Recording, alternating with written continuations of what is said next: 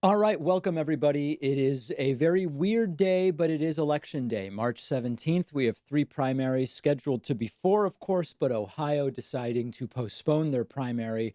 We have Florida, Illinois, and Arizona. We have early results from Florida, where with 60.7% reporting, Joe Biden is up by 38. That is oh, sorry, hold on. That doesn't look right. There we go. And that is a major lead and very quickly and very quickly looking good for Joe Biden there, of course. And Biden widely expected to win all states today, but in particular, Florida was going to be, from the beginning, we knew Florida would be very good for Joseph R. Biden Jr. A little more zoom, I think, gives us about the angle that we are looking for. Let's see what else we have here. Nothing else. Okay, very good. Let's click in and look at some Florida details as they continue to come in. So far, a 60.7 for Joseph R. Biden Jr., 22.6 for Bernie, others 16.2, and Tulsi with 0.5%. That's with about 60% reporting. Donald Trump easily winning the Republican primary, essentially meaningless at this point in time. And we have I mean, listen, I don't know that this information really means very much to us. It's just a very big victory for Joe Biden. And we will continue to track. I don't know if this has been called, but it is essentially over. Waiting on Illinois results, which should start to come in very soon. And we'll continue to track all of this stuff. Quick reminder going into tonight, Joe Biden leading by 153 delegates, Joe Biden 898, Bernie Sanders 745. And, one of the stories today, as I tweeted earlier, there is a big contradiction between number one, don't congregate in groups larger than 10, and number two, have millions of people vote in primary elections at schools and senior centers. Will Bernie Sanders drop out after today? I don't know. I mean, I was getting messages from people saying, Bernie texted me about making sure I vote in New York, which is later on in the primary process. Everybody does that. Everybody does that. And I don't know. I think that by the end of tonight, there will be not. So for now, Joe Biden has had a hypothetical path to victory that looked difficult for Bernie to overtake. I think after tonight, Bernie's even hypothetical chances will essentially be gone. So we will see. We will be here for the results. I want to hear from you. What's on your mind in these weird times?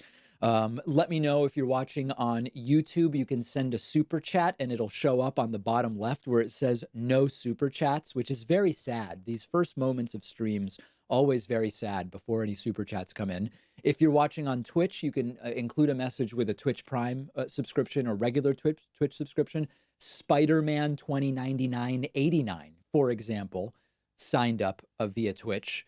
And if you are watching on Facebook, we now are part of the Facebook direct subscription program, which you can also feel very much free to take advantage of. We now are starting to get some Illinois numbers. Those are starting to come in. And we will see. Okay, so Florida has been called for Joseph R. Biden Jr. Let's see if we have any update to the delegate numbers. I'm not sure if that's updating in real time. If it is, there hasn't been any move yet. Joe Biden wins Florida in a blowout over Bernie Sanders, and we now have Illinois in play. Polls are closed, and we will see as the numbers start to come in. Maybe zoom this one. Actually, I think it's okay. So there it is. We'll start to see these numbers come in very soon. I want to hear from people. Is this the end for Bernie Sanders? What will be the impact of coronavirus? I was thinking very often there's a Jewish proverb I could tell here, but I don't think I can make it more neutral.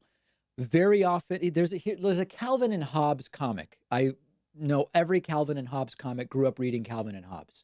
And in that comic, Calvin is complaining to his dad about how cold it is in the house. Calvin wants the temperature warmer. And his dad says, I have an idea. Go stand outside in your T-shirt for a second in the middle of winter. And Calvin does it.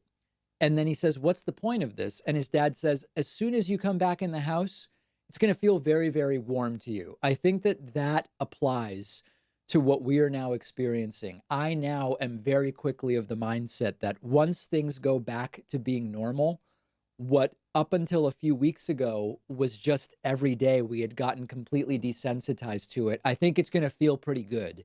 And that's why we need to band together. We need to do the right thing. We need to stay away from public places. I'm doing it. Everybody that I know is doing it. I know a lot of Republicans in Florida aren't doing it, and they're going to the beach and doing stuff that really is not going to help. But we are fighting. We are fighting the virus, and we are fighting disinformation. And in the meantime, they're trying to run a primary. So listen, this is all very weird, right? I mean, on the one hand, you're not supposed to be in groups larger than 10, and we have primaries, but one is delayed. And, you know, these are the elections. These elections, anybody thinking these elections aren't going to count, these are going to count. We heard about long waits, and we heard about people congregating too closely. This is what we've got. And Florida has been called for Joe Biden. I wouldn't be surprised if Illinois and Arizona very quickly get called for Joe Biden as well, although we are waiting for the first numbers. I'm not going to do, my full analysis of why Bernie lost. I've done it. I've said before, a lot of the right ideas, not a great candidate, a lot of toxic people around him. The electorate is not nearly as progressive as me, for example. These are just realities, and there's going to be more than enough time in sort of doing the postmortem in the midst of very, very acutely trying times, not just for the United States, but for the world. Let me see what this first super chat is. As they come in, they will kind of show up towards the bottom of the screen. BlizzZX says, "Hey, David, I live in Florida and mail-in voted for Bernie. I live near a polling station, and to my surprise, I saw 3 Bernie signs and no Biden signs." All right, very good. Interesting anecdote there. Let me say thank you to a few folks who are kicking off the night with new memberships at joinpacman.com. Ashley Bach has signed up and is new member number 1 tonight. And Beverly Garfinkel. Beverly, thank you. Beverly is not only a new David Pakman Show member, but Beverly has also just made a $10 a month pledge via Patreon, which I, of course, very, very much appreciate, and encourage you to support the stream by grabbing a membership at joinpacman.com as we together start to see results come in. Not surprisingly, Tulsi is losing to people that long ago dropped out. And a lot of people have been emailing me saying, David, can you elaborate on what you think Tulsi's endgame is? I have no idea, and I don't care. I mean, she's going on Fox. She's talking about how everybody's silencing her. The voters have silenced her. Nobody voted for her. More people voted for Michael Bloomberg in Florida, who's not even running, than for Tulsi. So I just don't care. I don't think it's worth discussing. Super chats continue to come in. Lee Douglas says, "My husband and I love your show. You're getting us through this difficult time. We are members who listen daily and watch your live stream. Stay safe." Thank you, Lee. Shout out to you and your husband. I very much appreciate your support.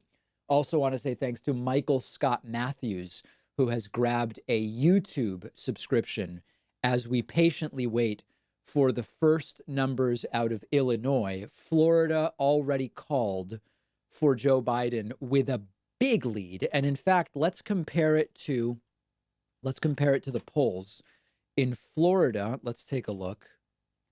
Florida Democratic primary. Biden was plus 39 in the polling.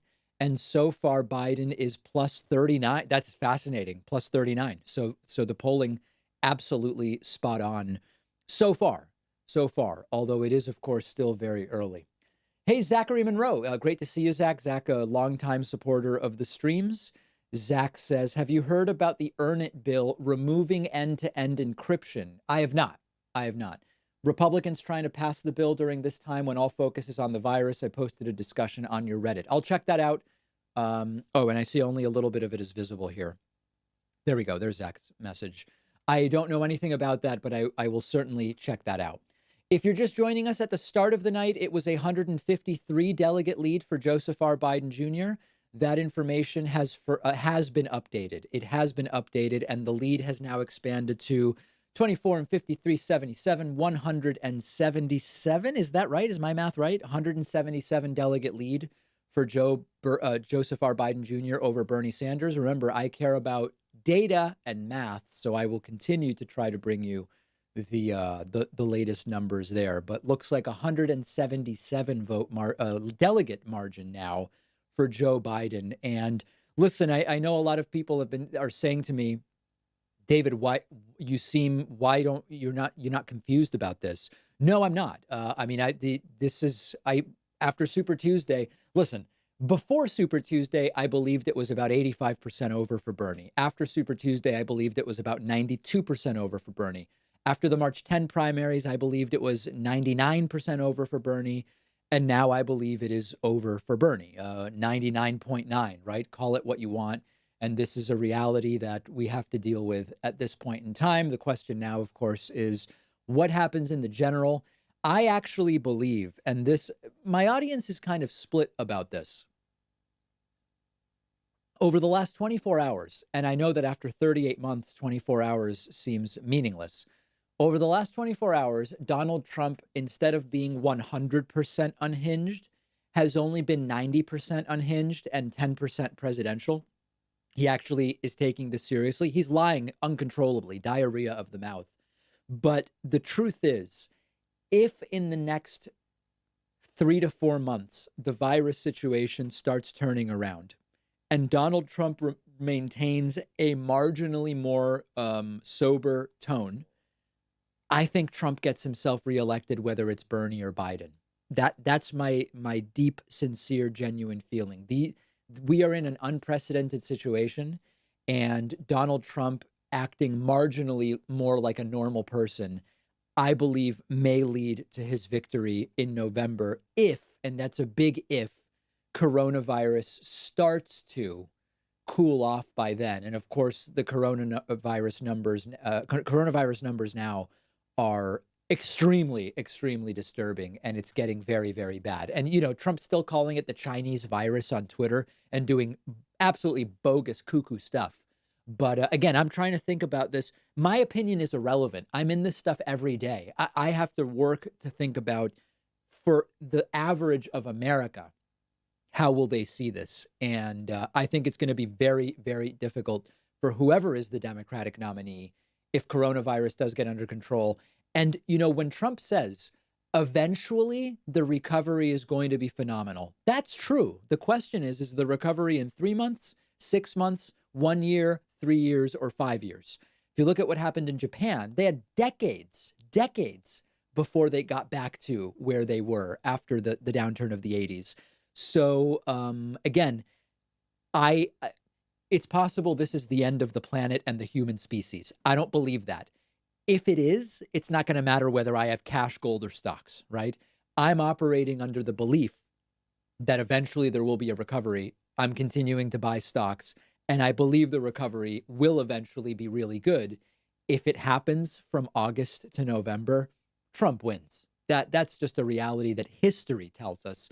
And I know a lot of people don't like that, but I'm not here to blow smoke up anybody's ass. Okay? Do you want that? Find other channels. I don't know. I couldn't recommend any, but maybe there are some that do a lot of blowing smoke. Linda Frieders is joining us tonight as new member number 3. Thanks, Linda. We do have a membership promo where you save 66%, and you can sign up at joinpacman.com. Coupon code is 2020 now. You save 66%. The blue bar fills up. I say your name, and everybody just absolutely loves it. Okay, other super chats coming in. Zachary Monroe. Oh, okay. We already did that. Rick Hammond says, sadly, it looks like Biden, but let's face it, a potted plant would be better than Trump. Vote blue in November. Stay safe, people. If you are just joining us, Florida was almost instantly called for Joseph R. Biden Jr., a massive, massive victory. And, okay, as you can see, 61% so far for Joe Biden in Florida. We don't yet have any numbers out of Illinois, but we are standing by for them. The delegate count has been updated. The lead has swelled to 205 delegates for Bernie And my indication was if the lead is more than 200 by the end of the night, it's over. And probably, if that's the case, Bernie should drop out tomorrow. There's no need to keep people going out to primaries. We're trying to distance people. The math isn't going to be there for him if the lead remains more than 200. If anybody wants to make not an emotional case, but a mathematical case for doing otherwise, I am glad to hear it. The lead has now swelled to 241, I believe it is. I'm sorry, no, 245, 26 and 19. Yeah, 245. The lead is now 245, and the numbers are getting pretty overwhelming. Looking at the popular vote, my prediction was that by the end of the night, Bernie Sanders may be down more than 2 million votes to Biden. And indeed, we have crossed that threshold, ladies and gentlemen. Joseph R. Biden Jr. now ahead of Bernie by more than 2 million votes in this primary so far. So those numbers are accumulating very, very quickly. And let's see, if we look at the county numbers, is there any county that Bernie Sanders won? No, right? Am I correctly seeing that there is not a single county that Bernie Sanders won? I mean, okay, Okaloosa, we have no results yet. Holmes and Washington and Bay and Jackson, we have no results. But it looks like every single county in Florida has gone to Joseph R. Biden Jr., which is incredible. It is incredible. And even as people are pointing out, heavy university counties, Bernie didn't win. And that's where we are right now, ladies and gentlemen. That is where we are right now. And we will stand by for vote totals coming in from Illinois momentarily. And the delegate spread is getting very, very big. Again, my prediction is we may see Bernie wrap relatively soon. Is there another stream? I was hoping to get the Washington Post live stream, live YouTube, because they actually go to rallies and such, but I don't know that they are actually streaming live. If anybody else has another non-risky stream that we could pick up, I would be glad to do it. One that will carry the speeches, election results, and then I will sort by live. I'm just taking a look here.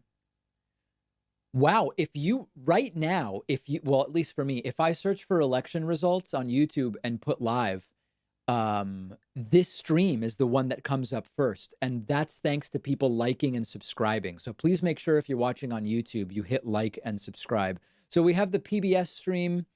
There's an ABC stream, which could be a little dicey. Let's just take a look at what's happening there just to get a sense of it.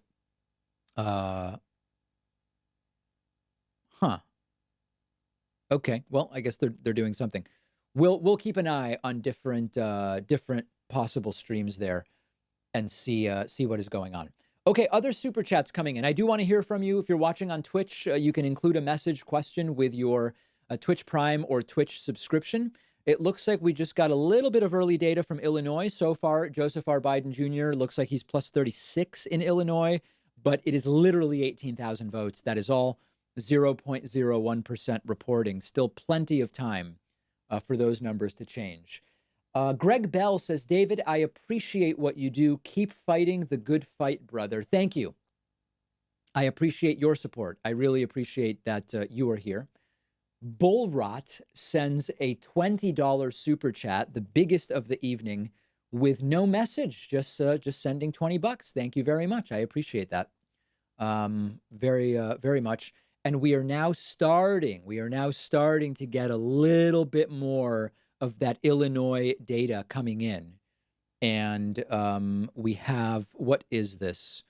Illinois, we have now 5 out of 10,000 precincts reporting. Joseph R. Biden Jr. has gone up plus 37. Now, as a reminder, Illinois, let's take a look at where Illinois was. What was the polling there? Biden was plus 29 in Illinois. We'll see if and how he performs relative to those numbers. And again, if we get to 2% with this margin and the exit polls show this, it'll be called for Biden close to instantly. Let's see. So ABC News is covering, they're talking a lot about COVID, which we're talking about a lot. And then we have the Illinois numbers coming in here as well. Okay, this is not an alias, says via Super Chat. David, how boned are we really? We're pretty boned when it comes to coronavirus. And, people in Florida are going around partying and going to beaches. So it's ugly. Farmer Kip says, stay safe out there, everyone. Yes, indeed, very much. And as you can see in Florida, Michael Bloomberg with a very listen, if it weren't for Michael Bloomberg getting 9% in Florida, you might see Bernie below the viability threshold, potentially. It would be a fight. It would be a fight for viability for Bernie if you did not have Michael Bloomberg with 9. That would put Bernie potentially at 13 or 14. In a sense, Bernie is probably going to pull some delegates because Michael Bloomberg is in there, which is incredible. It's incredible, quite frankly. Zalfa says, David, better VP candidate, Klobuchar or Warren? I'm thinking about that. I don't want to make a definitive statement yet. So obviously Warren is more my politics in terms of political alignment than Amy Klobuchar. But in terms of thinking about who would likely bring in more votes, I'm thinking of, I don't know the answer. Probably would be different in different parts of the country. Diana Bridget says, can't work, self-isolated. The David Pakman Show is a great comfort. Listen, we're also, we've decentralized production. We're working out of our homes. Everything has been shaken up for us as well. And just having the sort of normalcy of continuing to do the show and do streams, it's good for us as well. Mr. Dilkington 16 has subscribed with Twitch Prime, and I appreciate that very, very much. We do have a new member coupon 2020 now, where you save 66% when you sign up at joinpacman.com. And then the blue bar fills up, hopefully all the way to 25. And I thank you. I say your name. So you can sign up at joinpacman.com. I do want to thank Tardigrated, who has subscribed with Twitch Prime. Florida has been called, if you're just joining us. We are interested now in Illinois, where we have very, very small numbers reporting still, only 0.05% of precincts. And that's what we're keeping an eye on at this point, because that would be that's going to be the next one that likely we will get a result from. Again, now with just little tiny bits and pieces going to 0.08% reporting. That lead for Biden is still big, of course, widely expected to win based on the polling, but you just never know. This is why you vote. And very, very important to do so. Angel says, I live in Tampa, Florida. The local news stations lean Trumpian. And 2 weeks ago, everyone was saying, no big deal, same as the flu. And even my girlfriend's sister said, I have a life to live, and was on the beach. Well, that is going to lead to more coronavirus, sadly. I wish it were different, but that is the way it's going. Let's look at the official case numbers, which of course are completely worthless to us. We are almost at 200,000 cases. Likely tomorrow we will hit 8,000 deaths. Looking at the number of active cases, there are now almost 100,000 people known to be active. These numbers are almost meaningless, quite frankly. When you actually think about, sorry about that, when you actually look at how few tests we are doing, the U.S. now officially, and look, we're testing more, and the numbers are absolutely exploding. We likely have, depending on the estimates, if this is like super rough math, but just to do it because we have the time here. I understand that this doesn't account for the fact that a lot of these cases are open. If we believe that this in the end will be roughly a 1% mortality rate, we've had 109 deaths. That implies that we have 10,900 active cases. In reality, the death rate may end up being more like 0.7. That would imply that we have more like 15,000 cases. But once we found out that all of these NBA players who are asymptomatic have it, we could be talking about 500,000 active cases in the US. We could be talking about, we don't have any idea. We simply have absolutely no idea about the actual number of active cases because we aren't testing. Only places like, South Korea is testing extensively, and a few other places are doing more tests, but we just do not know. We do not know. The only thing you can do is stay home. That's really all you can do. Guys, I know that this math doesn't tell us. We multiply. We don't know what the multiple is, but the point is we are so far off. We are so far off that it's almost meaningless to say, oh, we went from, 4,800 to 6,400 cases. We likely have tens of thousands or hundreds of thousands or more cases at this point. We could have, listen, the number of people I know who had, myself included, I believe I may have had it if these cases are truly asymptomatic. Back in December, January, I know a bunch of people who had tightness in their chest and a cough, and they had workups. They were checked for flu. They never had a fever. They got an x-ray. It was normal, et cetera, et cetera. That could have been an asymptomatic mild case. I had a cough for about 8 days, very, very light cough, and a headache. Could that have been an asymptomatic mild case? I don't know. And again, the test we have now is a test for the pathogen, not for antibodies. So we have no way right now of actually testing and to figure out who has had it, because the belief is that if you've recovered, you are immune for at minimum a year, possibly for life. It depends on virus mutation and a whole bunch of other things. And we may never know the full truth of who has had it. Okay, let's see. Gustavo Morales says, an opinion on the new president of Argentina. I don't like him. It's not. I'm not a Kirchnerista, so I don't like the guy. But he's shutting stuff down, and that's good. Arthur Schwetzi says, don't you think Trump will bankrupt the country? Yeah, Trump all of a sudden is doing all the things we supposedly couldn't ever afford when it was Democrats proposing that we instate some of these social insurance programs. No, I don't think Trump's going to bankrupt the country. I don't. Charmander says, YouTube is an echo chamber. Bernie isn't popular in real life. Well, not as popular. Listen, Bernie is not as popular as his own rallies, Reddit, and Twitter suggest. We learned that very quickly. There's no denying that. That's an empirical fact. When you look at the fact that Joe Biden is winning by more than 2 million votes in this thing, but it's very, very hard to deny that reality. We're waiting on continued election results. The delegate counts have been updated, and Joe Biden is now winning by 256. Is that it? Yes, 256. And that's starting to become a prohibitive delegate lead for sure. Illinois has now been called for Joseph R. Biden Jr., despite the fact that only 1% is reporting. The exit polls are so skewed that Joe Biden has won Illinois. And that's it for Illinois. Florida has also been called.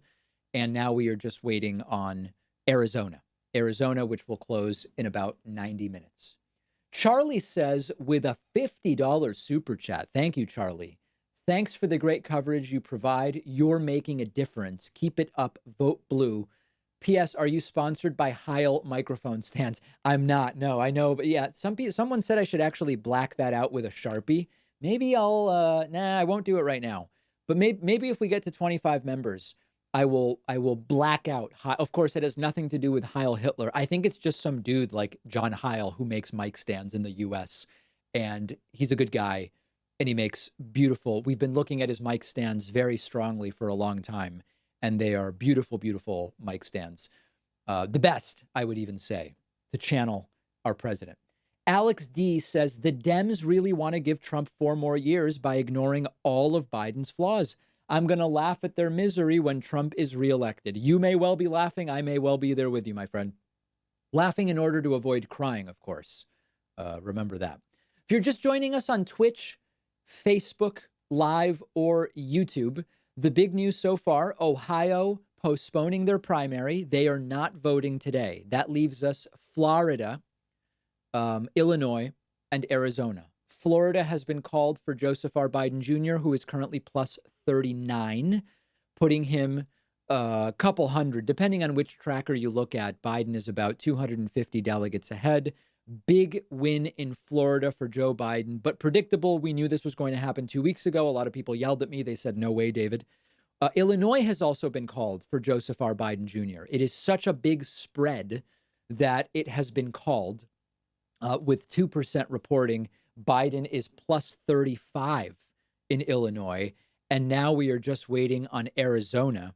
Let's take a look at what the polling was in Arizona and see what we might expect. Arizona Democratic primary, Biden plus 18. So by all likelihood, if the results mirror the polls even remotely, we would expect that Bernie Sanders would be the closest in Arizona. And we will not know the details there until 10 p.m. Eastern time, just about 90 minutes away. In the meantime, I want to hear from you. If you're watching on YouTube, consider sending a super chat. Super chats will show up in the bottom left of the chat window. They're over there. Send them in. I will read them. I will answer and tell you what is on my mind about what you are saying. Really, the two topics today are coronavirus and the primaries, and they are related. As I tweeted earlier, there is a big contradiction between don't congregate in groups larger than 10 and having millions of people vote in primary elections at schools and senior centers. This is what it is. Today is when we are getting results from some of these states. And it doesn't appear to make a whole lot of sense from a public health perspective. But alas, that is what we have. Jackson Tuamisto says, I thought all the boomers would stay home because of Corona. Bad news for Bernie. Listen, there's always these expectations that are totally out of whack. I had a bunch of people saying, David, that one-on-one debate on Sunday night, Biden is going to go full dementia. He's going to be incoherent and Bernie will take over. And it's like, guys, no, that was never likely to happen. And it didn't happen. And in fact, the polls didn't move at all after that Sunday night debate. Last week and this week, people are saying, David, Corona will hold old people back from voting and it will be great for Bernie. He'll overperform. Not happening, and sometimes I feel bad because people have such unrealistic expectations about what might happen that it's just, I don't know. I try to be a little bit more realistic. It was unlikely that was ever going to happen. Just here in Canada, trying to validate not creating this rumor, Trump was tested for COVID-19. You or anyone aware? Trying to validate not. Trump said that he was tested on Friday night and that he tested negative. It's weird. In fact, let's find, let me see.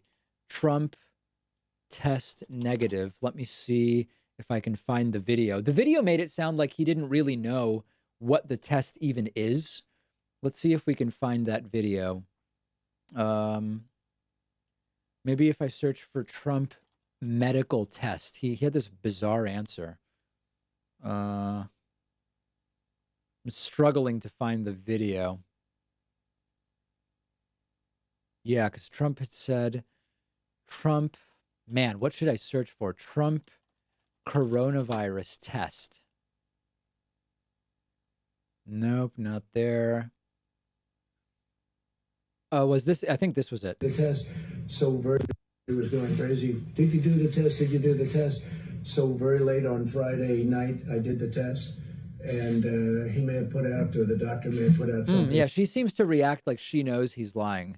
But let's see, maybe this is it. 10, how would you rate your response to this crisis? I'd rate it a 10. Yeah. You can't trust this president? That's something else. Okay. All right. Well, anyway, I'm having trouble finding it. But Trump, they asked him, what did you think of the test? And, oh, wait, is this it? I've always washed my hands a lot. I wash my hands a lot, probably, maybe if anything more, certainly not less. What was it like taking the test? It's not something I want to do every day, I can tell you that. It's, it's a little bit of good doctors in the White House, but it's a test. It's a medical test. It's a medical. So what I see when I watch that, what I see is Trump doesn't really know, like, what do they do? Is it a blood test? Are they having me pee in a cup? Or are they putting a thing in my nose? It almost seemed like he knew he didn't want to say the wrong test format. So he just said that really weird thing. I don't know. I really don't know the truth of it. I'm just not sure.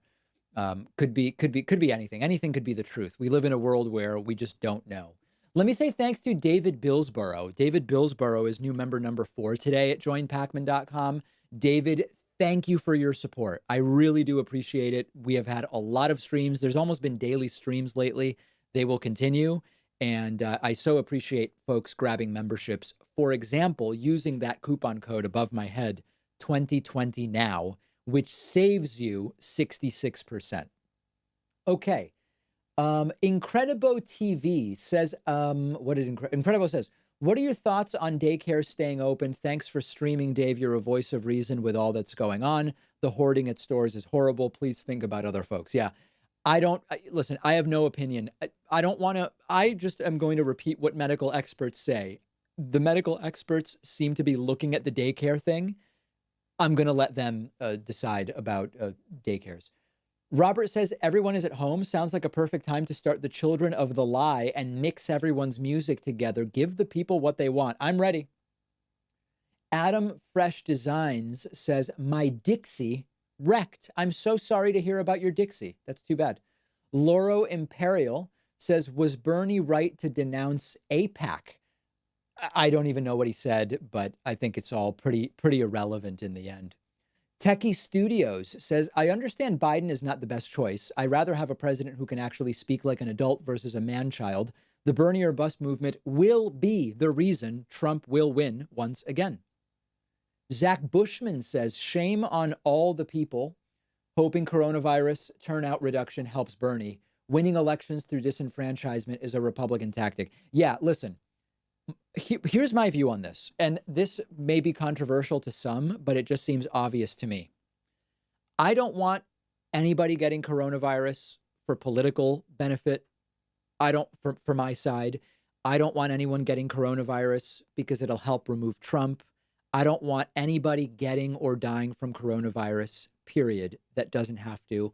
I'm not looking to win elections with people getting coronavirus at strategic times. That's not the way I approach this stuff, okay? And I don't know if people in my audience disagree with that. Rock Lee says, who is your favorite president pre-JFK? Honest Abe.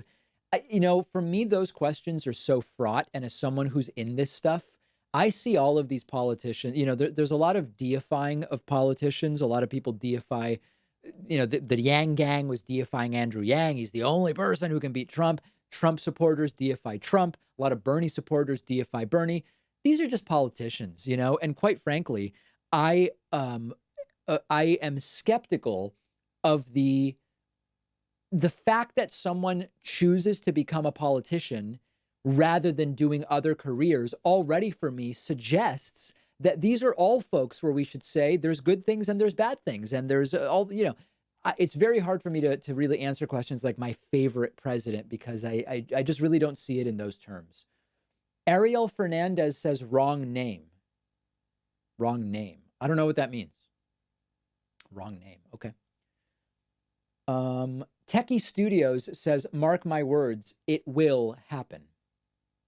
Absolute Nonsense says, dropped off a ballot in Phoenix, Arizona, voted Bernie. It was an empty church. Nobody was at the polls. Sad this is happening. Alex D says, can Palestine survive 4 more years of Trump? Yeah, I think so. But I don't think any of us want to survive another 4 years of Trump. Nathan Holm says, David, this is depressing. Worked hard for Bernie here in Ohio. It all seems to be for naught. What's your advice for saddened young progressives? Saddened young progressives are going to need to really think long and hard about whether they want another 4 years of Trump and whether they want Trump replacing Ruth Bader Ginsburg. Okay, that is going to be the question of this year and of our time. Do you want Trump replacing Ruth Bader Ginsburg? If you don't, there's really only going to be one step forward. It's up to you whether that makes sense or not. Okay, let's take a look at our updated results. Florida has, of course, been called for Joe Biden. Big margin of victory, 39%. Big margin of victory. Illinois has been called for Joe Biden, plus 31.7 in Illinois. And the updated delegate math, whoops, sorry, wrong page. now has Bernie Sanders nearly 300 electoral votes, delegates. I'm sorry, this is not the general election. Delegates, not electoral votes, behind Joe Biden. Looks like just 18 shy, which would put us at 288. I'm sorry, 282. Looks like 282 delegate lead for Joe Biden. My thought was that if Bernie ends up more than 200 down tonight, Bernie should drop out. He doesn't really have a path to the nomination if that's how far down he is at the end of the night. And it would actually allow a lot of people not to go out and expose themselves to coronavirus in upcoming primaries if Bernie were to drop out. Bernie can't win, guys. I mean, listen, it's just the reality. And we want people to stay home. And you wouldn't have to cancel any primaries, but you would just make it irrelevant. You know, a few people would mail in ballots, absentee, whatever. Biden, it would just go to Biden. I mean, it sucks, but this is where we are, and he has no shot. The numbers are overwhelming. And honestly, these are the numbers that we really need to get under control at this point in time. These are the numbers that we can set an inflection point to go one way or a different way. Bernie's out, Bernie's done at this point. And I think that we need to do what the responsible thing, given the unique nature of the situation that we are dealing with at this point in time. Okay. Are there any other election result streams that maybe we could use to supplement? Because this ABC stream, quite frankly, is very, very lame. We have the PBS one. We want to stay away from any local news. TYT's doing results, but we're kind of doing the same thing they're doing. Globe elections, I don't know exactly what that is. Oh, only 5 people are watching that. Yeah, I don't know. Maybe somebody can recommend another stream that we could supplement with. I do want to remind you, if you're just joining us on YouTube, please, please, please, I'm asking you this with all humility and with peace and love. Hit the like and subscribe button. Right now, when you search YouTube for live streams with election results, we're at the top, okay? Keep us at the top by liking and subscribing. And my phone is blowing up. Oh, okay. I see what's going on. And we will, I think it will work wonders for us. I do appreciate folks who are doing that. Let me say thank you to Oralia Ruiz, who is new member number 5 tonight. Thank you so much. I appreciate that. You can grab a membership at joinpacman.com as we watch the results come in. Let me say thank you to Kindle Lover for grabbing a Twitch Prime subscription as well. Okay, other super chats that are coming in. Loro Imperial says, would you ever run for office? I would vote for you. Maybe. I don't know. Not ruling anything out, but no office in the immediate that I could see running for. Caitlin M says, thank you for your coverage. Does it freak you out that you or others could be asymptomatic? More testing needed, definitely. Yeah, that's why I'm basically just staying home. I'm, walking outside. When I have to go to grocery stores, I go and I stock up on some stuff. I have had to go to the post office once. I actually went twice. The first time there was a huge line. I just got the hell out of there. I noped right out of there and walked out. And I went back and had to pick up a couple packages. But I could have had it. I could be asymptomatically transmitting it right now. Who knows? And I don't want to take that chance. Max says, hold on. Where is that? I just missed it. Oh, there's Max. Should Bernie have dissuaded voters going out today? I believe it's a moot point. He was so far behind. I don't think it would have made a difference. Whitest Asian has grabbed a Twitch Prime subscription with the message hi, and Kindle Lover has gifted 2 subscriptions on Twitch, which I very much appreciate.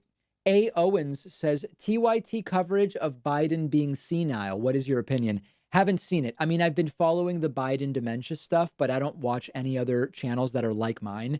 I get enough of this stuff. When I watch YouTube, I either watch concert videos. By the way, did anybody see? This is the craziest thing. I don't know who the hell Harry Styles is. Like, I know he's some boy band kid, right? I don't know what is he from 5 Seconds of Summer or 10 Minutes of Winter, or who the hell knows where he's from? Sound of Music. I have no clue what band he's from. He was on the Howard Stern show, did a cover, One Direction, there it is, did a cover of Peter Gabriel's Sledgehammer. Fantastic. Fantastic. Check it out on YouTube. Excellent, excellent stuff. Anyway, when I'm not doing, the show, I'm not watching, YouTubers doing videos, political videos. I'm watching, chess instruction and very exciting stuff like that. Anyway, okay. Trevor Martindale says, who do you believe will champion the progressive movement after Bernie? Do you believe any prominent progressives could break Bernie's ceiling? Yes, I do. Bernie's ceiling of 38, in great part, was because of Bernie, not because of his ideas. It was the rhetoric, the people around him, Bernie himself. It's not, the ideas aren't the problem. We can adjudicate, we can argue over the popularity of individual ideas, the feasibility of individual ideas, but I don't believe the ideas themselves were actually the problem. Baser says, will this pandemic increase the demand for humanist communities?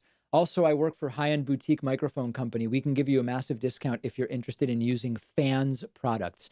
I've never even heard of that. Fans microphone, is that what it is? I'm not even finding that, Googling it. Fans products? High-end boutique microphone company, FA. Email me, Baser. I'm always up. Listen, I've had this microphone for 10 years, this EVRE20. This thing is a workhorse. As many of you know, I've probably punched it 1,000 times during the show, and it just doesn't die.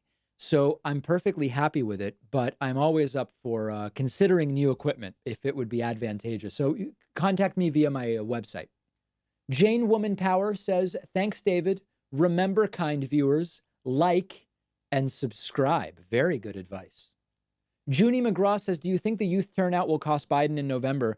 He would be better than Trump, but I don't believe that would be enough to motivate young people. We'll have time to look at those cross sections for sure. Joe Krockenberg says, can't cry if you don't want to go out and vote. Judson Hembry says, do you think Bernie is ahead of his time, or is this the peak of the progressive movement?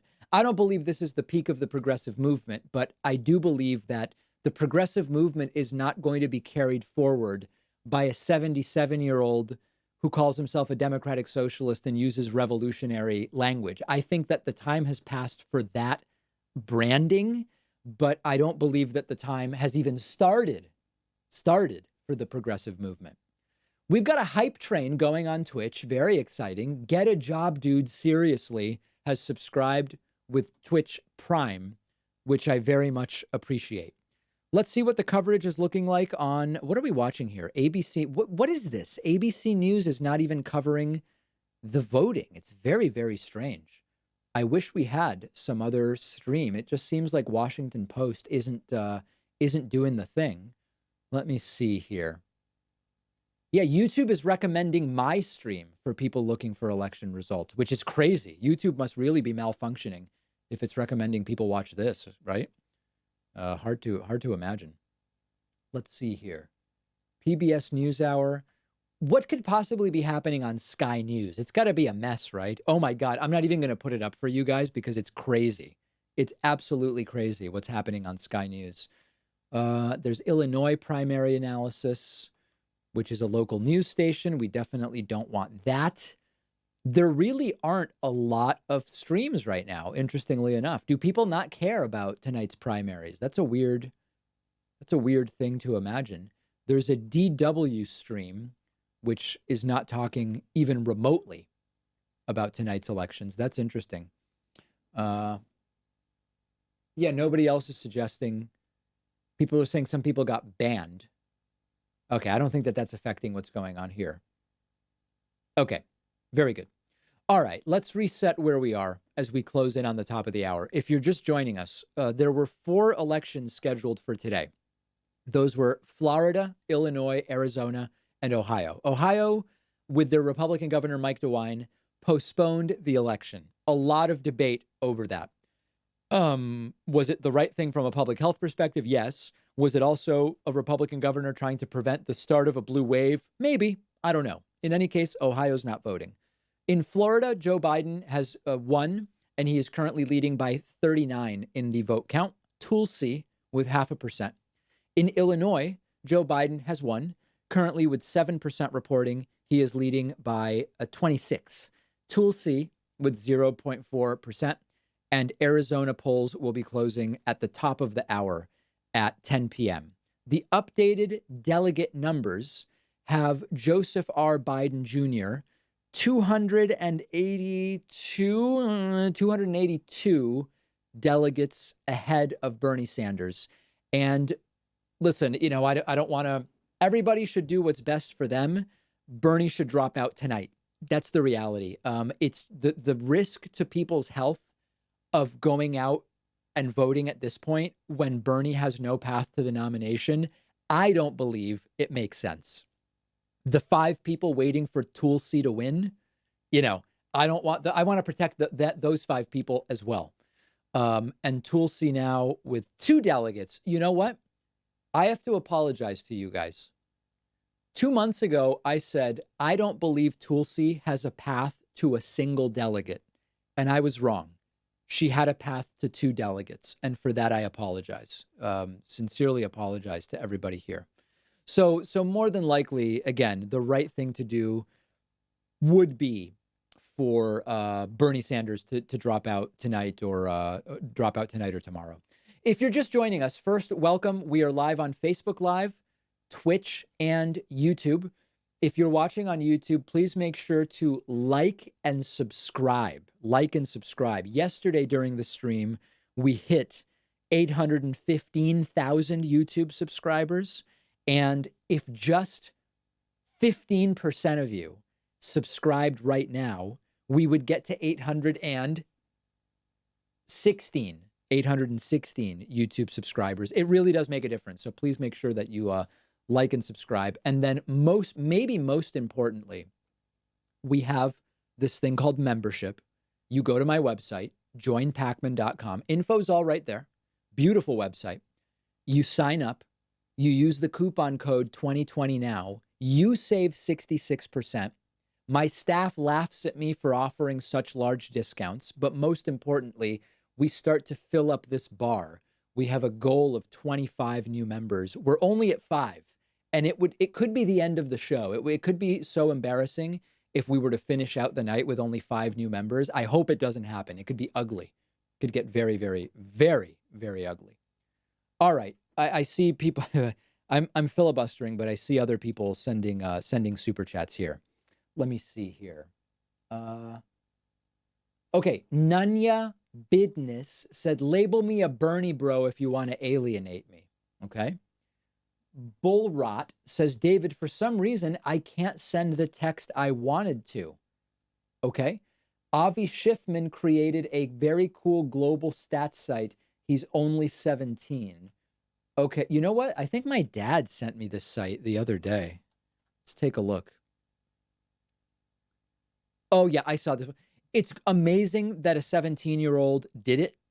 I think that there are better visualizations. I think this one is pretty good. This is the ARCGIS dashboard. I think this one's pretty good. And I also think that the Worldometers one continues to be very, very good. I've been looking at Worldometers very strongly, and I think it's good. But I appreciate the recommendation. Gustavo Morales says, did you vote for Macri? No, I haven't voted in Argentina. I haven't lived there since I was 5 years old. I haven't voted there. Gustavo Morales says, should there be a max age to be president? Minimum is 35. Conceptually, there probably should in some sense, but realistically, adding requirements, limiting adding presidential requirements is a very difficult thing to do, and I don't think it's going to happen. Dreezale says, funny how people are blaming media bias for Bernie's loss when the media was so against Trump in 2016, yet he still won. It makes you wonder. Yeah, listen, I mean, let's look at the popular vote count again. Biden is now winning by nearly 2.1 million votes. That people are voting for Biden. We just have to realize it. He's not progressive. We don't like it, etc. Oh, good. ABC News has now picked up. Let's see what ABC News has going. Nothing. Huh?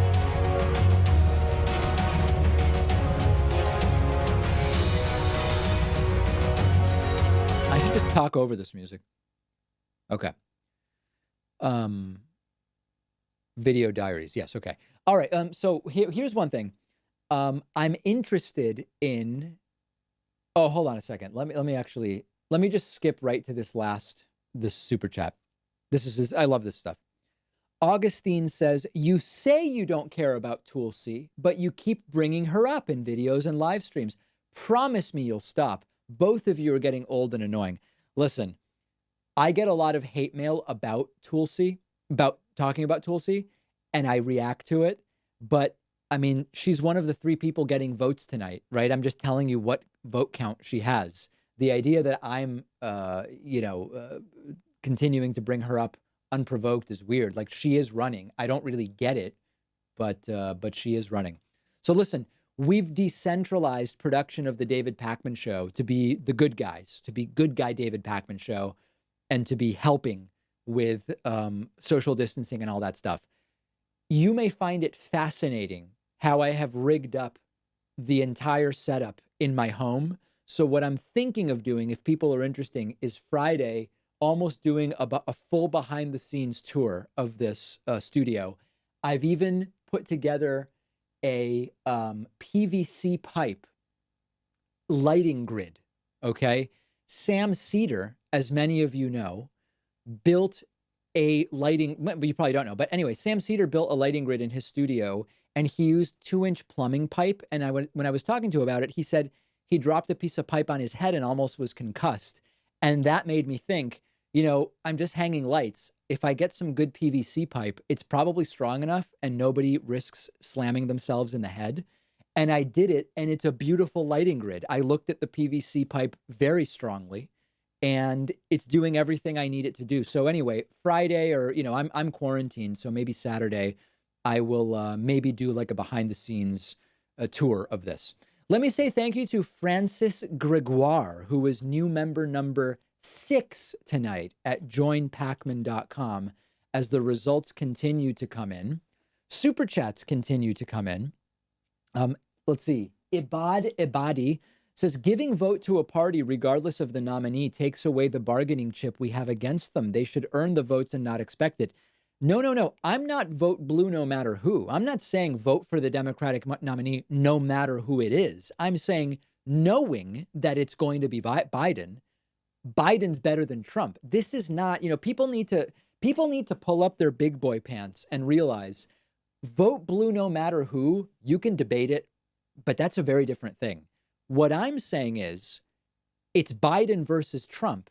I prefer Biden. Supreme Court picks better tax plan than Trump, supports the Green New Deal on his website, would not be an international embarrassment. So it's not vote blue no matter who. We know who it's going to be. It's going to be Biden. Vote for him, not vote blue no matter who. Okay. Eric says, any idea who the next progressive superstar is going to be? No, I don't know. Kyle Kyleson says, do you think AOC would succeed where Bernie failed? She might, but she might fail in other places as well. We've got to think it through, and there will be plenty of time to do that.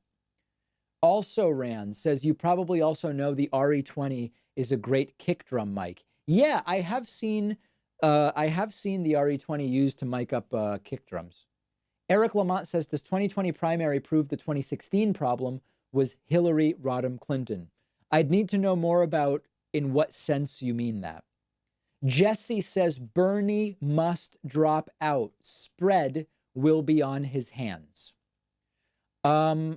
Yeah, you're probably right. M. Gray says, felt sick for about 1.5 weeks for no reason in January. Yeah, I think I'm going to put a tweet together about that, and I would love it if you guys retweeted it. Let me say, let me see how I should say this. I had a mild cough for 10 days weeks ago, plus headache. Lots of friends mentioned the same. Possible these were all almost asymptomatic coronavirus cases. We need an antibody test to know who is now immune.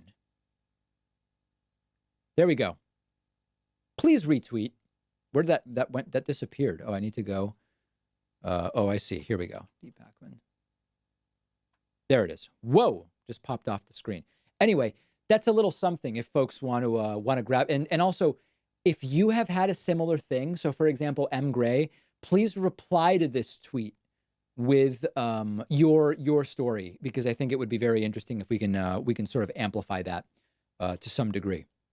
Okay, results continue to come in. The margin has narrowed in Illinois, now down to only a 20-point lead for Joe Biden, which I believe is exactly where the polling was going in. And then we're an hour from Arizona results as well. If you're just joining us on YouTube, remember to like and subscribe. Both are very much appreciated.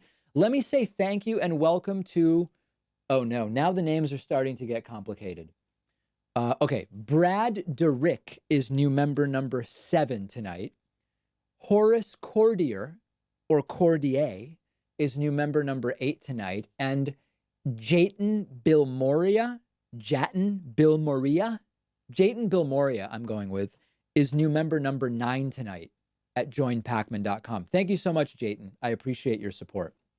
The Dude says, I see too many lefties ranting about unfairness rather than being introspective. That's no way to build a progressive movement, in my opinion. Check out my video on YouTube, Why Bernie Lost. I believe I am being the right balance of introspective and other stuff, I guess I would say. Quirky Quips says, on Twitter, there are a few cities where Italians are playing and singing on their balconies. Music heals. I saw that. Very nice to see. Jordan Hollister says, COVID-19 fears Jesse Lee Peterson. Okay. Lauro Imperial says, what is your biggest disagreement with Bernie? I think that his Medicare for All plan will cost a lot more than he thinks. I think that's my biggest disagreement. Augustine says, you say you don't care about, okay, I read that one before, okay. Junie McGraw says, Tom Brady is on the Bucs now. What are your thoughts? Is that true? Tom Brady, Buccaneers. That's fascinating. He reportedly will sign. Good for Tom Brady. You know, listen, we're dealing with crises that right now he can do whatever he wants. We've got our, 6 Super Bowls here. Thanks to Trump's dishwasher, who subscribed with Twitch Prime. I appreciate that. Thanks to Rendigs for subscribing with Twitch Prime. Thanks to Shaji Cool for subscribing with Twitch Prime as well. Lenith says, I feel the progressive movement isn't going to gain a foothold until many Republicans are forced from Congress by the march of time, not elections. What are your thoughts? I think it's going to be a mix of the two, quite frankly. There will be an aging out of more conservative people, but I think it's going to be a combination of the two.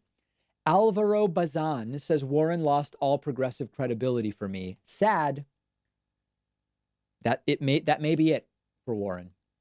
Pedro Augusto Marquez says, in Brazil, Bolsonaro is suspected of having COVID-19 and is calling anti-Congress protests and going around shaking everyone's hands and taking selfies. Yeah, he's an irresponsible clown, unfortunately. And I would expect him to continue doing that. Matthew Long says Biden's website says he supports Green New Deal as a framework, better than Trump. And Joseph Hawley has grabbed a soy boy subscription. Frank Garrett is now a soy boy. Tam IM says, if Bernie drops out at this point, what about all the voters who won't even have a chance to cast a ballot? It seems unfair. I get it. But listen, there are already voters who don't have a chance to cast a ballot for Buttigieg because he dropped out. This is how primaries work. Candidates drop out. By that logic, no one should ever drop out. When we look at the delegate count, which it looks like we're still at a 282, Bernie cannot recover from a 282 delegate deficit. And at this point, when we are actually saying it's a public health liability to go out and have large groups of people voting, we should have vote by mail. We should have online voting. We don't. It's not going to get set up in 3 weeks. Bernie has no path. And the safe thing to do to encourage social isolation, social distancing and self-isolation is for Bernie to say, I lost. I don't have a path. And that's the unfortunate reality. There's a speech going on. Did somebody say that? Okay, no, I missed. Somebody's trolling me, I think. Okay. Anyway, I tweeted about coronavirus cases. Oh, 29 of you actually retweeted it. Thank you very much. Yeah, I had a mild cough for 10 days weeks ago, plus headache. Friends mentioned the same. This might have been an asymptomatic coronavirus case. We really need an antibody test to know who is now immune. Add your reply, add a retweet, add a like, do whatever feels good to you at this point in time. Okay. Other thank yous. David Roby is new member number 10 today at joinpacman.com. And Ed Schindler is new member number 11 at joinpacman.com. Freeth Association, the last name Schindler reminds me of Schindler's List, which reminds me of the Amazon series Hunters, where Al Pacino plays a Nazi hunter. I'm about 5 episodes in. Could not recommend it highly enough. It is just excellent. I mean, just absolutely excellent series that I encourage you to check out. Kindle Lover has gifted a Twitch subscription. Mr. Relu has subscribed with Prime and says, already a member on your website, but here's something a bit extra with Twitch Prime. Thank you for all you do. Keep up the good work. Thank you, Mr. Relu. I really do appreciate your support very much. Sokar says, vote by mail. We still have paperless machines. I think you mean paper machines, don't you? Jonathan McCartney says, is this essentially the death of the progressive movement for the time being? No, I don't think so. I mean, listen, I think that you will see the series is Hunters on Amazon Prime, guys. I think you will see some Democrats win some red Senate seats. That'll push the Senate to the left. I think you may see a progressivization in the House, but you're either going to see Biden or Trump reelected, and that's going to be what it is. And then we've got 2022. Let me say thank you and welcome to Ryan Wright, who is new member number 12 this evening. And oh, I love this name, Muffy Dayton. Muffy Dayton. That sounds like a private investigator in a Raymond Chandler novel. Muffy Dayton is new member number 13 tonight at joinpacman.com. Very much appreciate that. Let's get you caught up if you're just joining us. If you are just joining us, 4 primaries were scheduled for tonight. Ohio, which has been postponed because of COVID-19. Florida, Illinois, and Arizona. Florida has been called for Joe Biden. Illinois has been called for Joe Biden. And Arizona polls close at 10 p.m. And we have updated delegate numbers. Joe Biden currently leading by 282 delegates. The official coronavirus number of cases, 198,241, very relevant. And realistically, the worldwide number is probably in the millions. I don't think it would be an overstatement to infer that the real number of coronavirus cases is probably in the millions at this point in time. Okay. First in last Kappa says, hey, David, I tweeted you about some illegal activities in some Chicago voting booths. I think it would interest you. My Twitter feed is almost completely unusable because of the number of messages I get. Sometimes even my verified feed gets out of control. It would be best if you send an email using the website contact form on my website, and then we will triage. We will triage it. David Gardner says America will be the next Wuhan. I hope not. I hope not, and that's why we all need to do our parts. Let me see what people are saying on Twitter. I tweeted about what might have been me having coronavirus weeks ago. Let's see what people are saying. Fever is in the vast majority of cases. No, fever is in the vast majority of diagnosed cases. I don't know that this guy is being responsible, and I'm actually going to respond. To be clear, fever is in the majority of symptomatic and diagnosed cases, right? The NBA players testing positive with no symptoms have no fever, but have the virus, right? Not sure why this keeps being repeated. Yeah, I think that people are missing the boat on this. In South Korea, they tested, funny, tweet from an account I muted. Love it. Again, in South Korea, they tested large populations of young people, 20 to 29. A ton of them had no symptoms and had coronavirus. In fact, I should mention that. Also, South Korea tested large numbers of asymptomatic young people, 20 to 29, and found many had the virus. That's strong, right, guys? You support me in this battle against some random dude on Twitter. Who is this person? I have no idea who. Okay, I don't know who they are. But in any case, stop making your readers think they're. Oh, come on, dude. We're talking like adults here. Give me a break. This guy doesn't know what's going on. I share a similar story. Do some Googling on reinfection. From what I'm reading, people are immune for presumably at least a year, from what I'm seeing from medical sources. That was a Democrat hoax, possible but doubtful. I have a light cough. Lift the sanctions on Cuba. Same is true for all viruses. Before you get a vaccine you don't need. Unlikely, but you're correct. We need an antibody test. I hope you didn't spread it. Most people will get it since there's no one who has built any immunity. We just don't want to get it all at once. A person recaught the virus. My understanding is that it was faulty testing. It was a false negative for virus. Protect DPAC at all costs. I had terrible pneumonia for a week, started feeling better, got ill with a fever, vomiting, diarrhea, 2 to 3 days, shortly after outlets began reporting it. Yeah, listen, I think that this guy is actually saying something irresponsible by saying he's essentially saying if you don't have a fever, you don't have it, when the truth appears to be very, very different. Very, very different. I don't like what that guy is saying. I think he's spreading some serious disinformation there, which is not good. Not good for us. Okay. Sean Flowers says, David, you said a centrist winning the nomination and losing to Trump may be best for the progressive movement long term. What are your thoughts on this? Yeah, it would be terrible for the country for 4 years. For the progressive movement as a team, it might be best. Check out my video on it. Loro Imperial says, what's your chess ELO rating? ELO, I think, is an official rating. I don't have any official rating. I'm rated like 1300 on Lee Chess, which is where I play. I don't know how much that tells us. Azim Abu Khalil says, would or would it not be in Trump's best interest to resolve the domestic COVID-19 situation ASAP? I believe it would. In fact, I actually believe if Trump does resolve it, he almost certainly sails to re-election. I don't care about the political implications.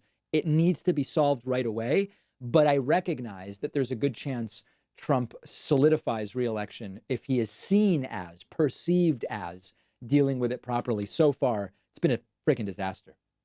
21st Century Mouse says, David, I'm worried about your followers saying don't vote Biden. Will you say staying home in 2020 will elect Trump? Yeah, I've been saying it. I've been saying it, and I will keep saying it. Christy Sparkman has also grabbed a soy boy level YouTube subscription. Okay, I guess people are going after this guy. Let me see. So this guy went after me, and let's see. I responded, and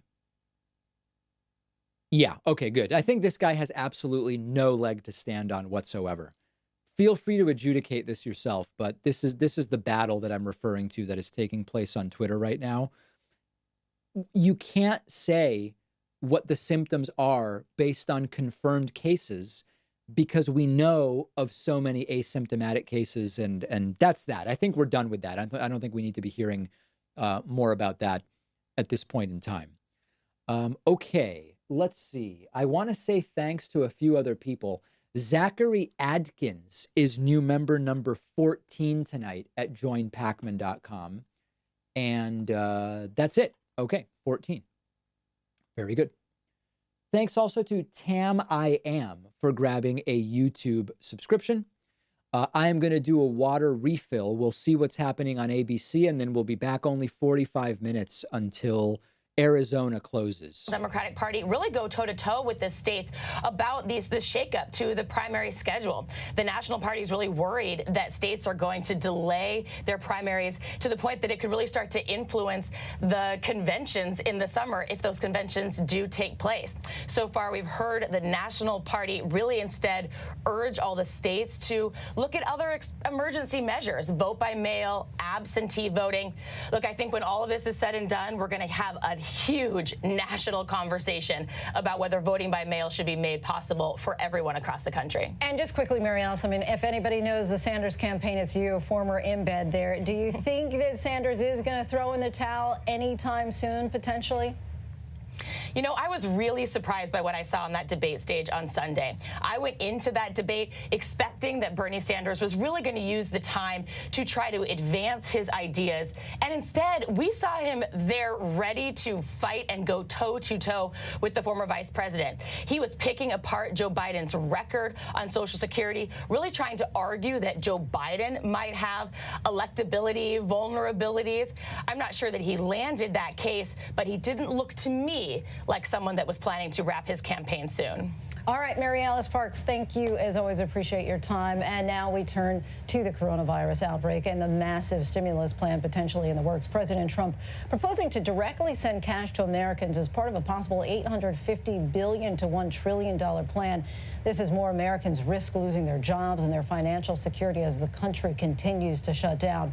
The mayor of New York City today floating the idea of a shelter-in-place order as the death toll nationwide has now topped 100.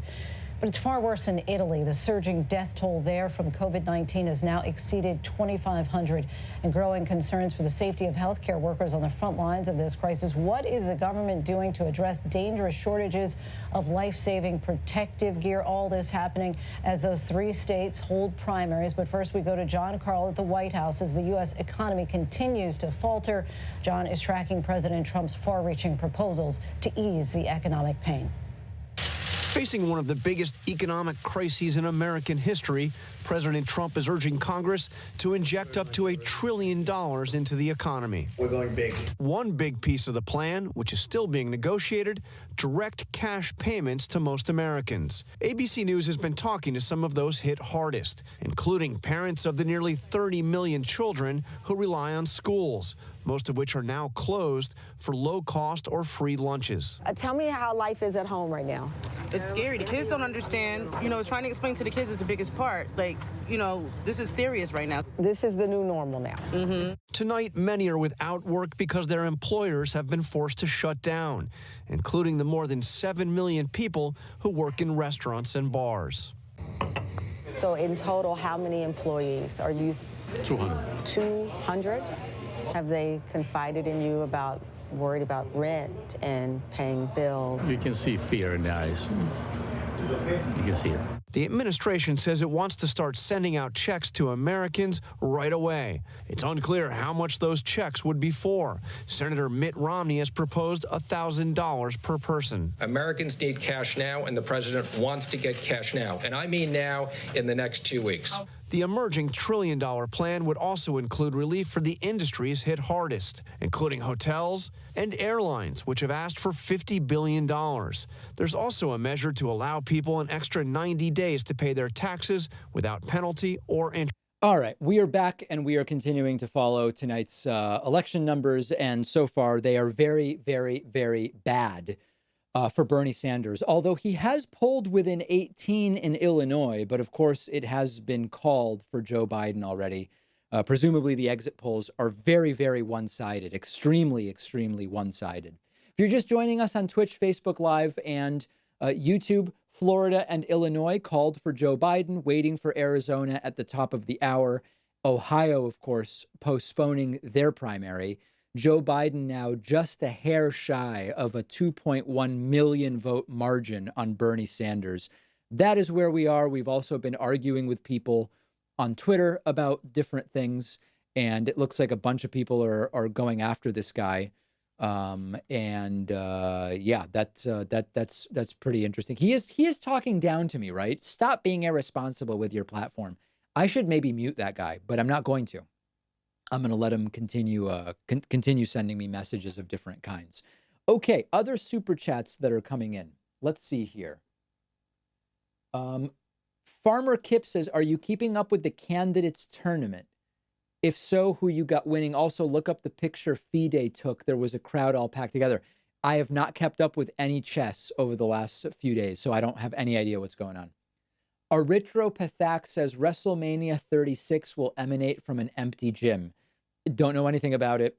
Don't do any, pro wrestling stuff myself. First in last Kappa says, okay, David, I sent a message through your contact info. Great.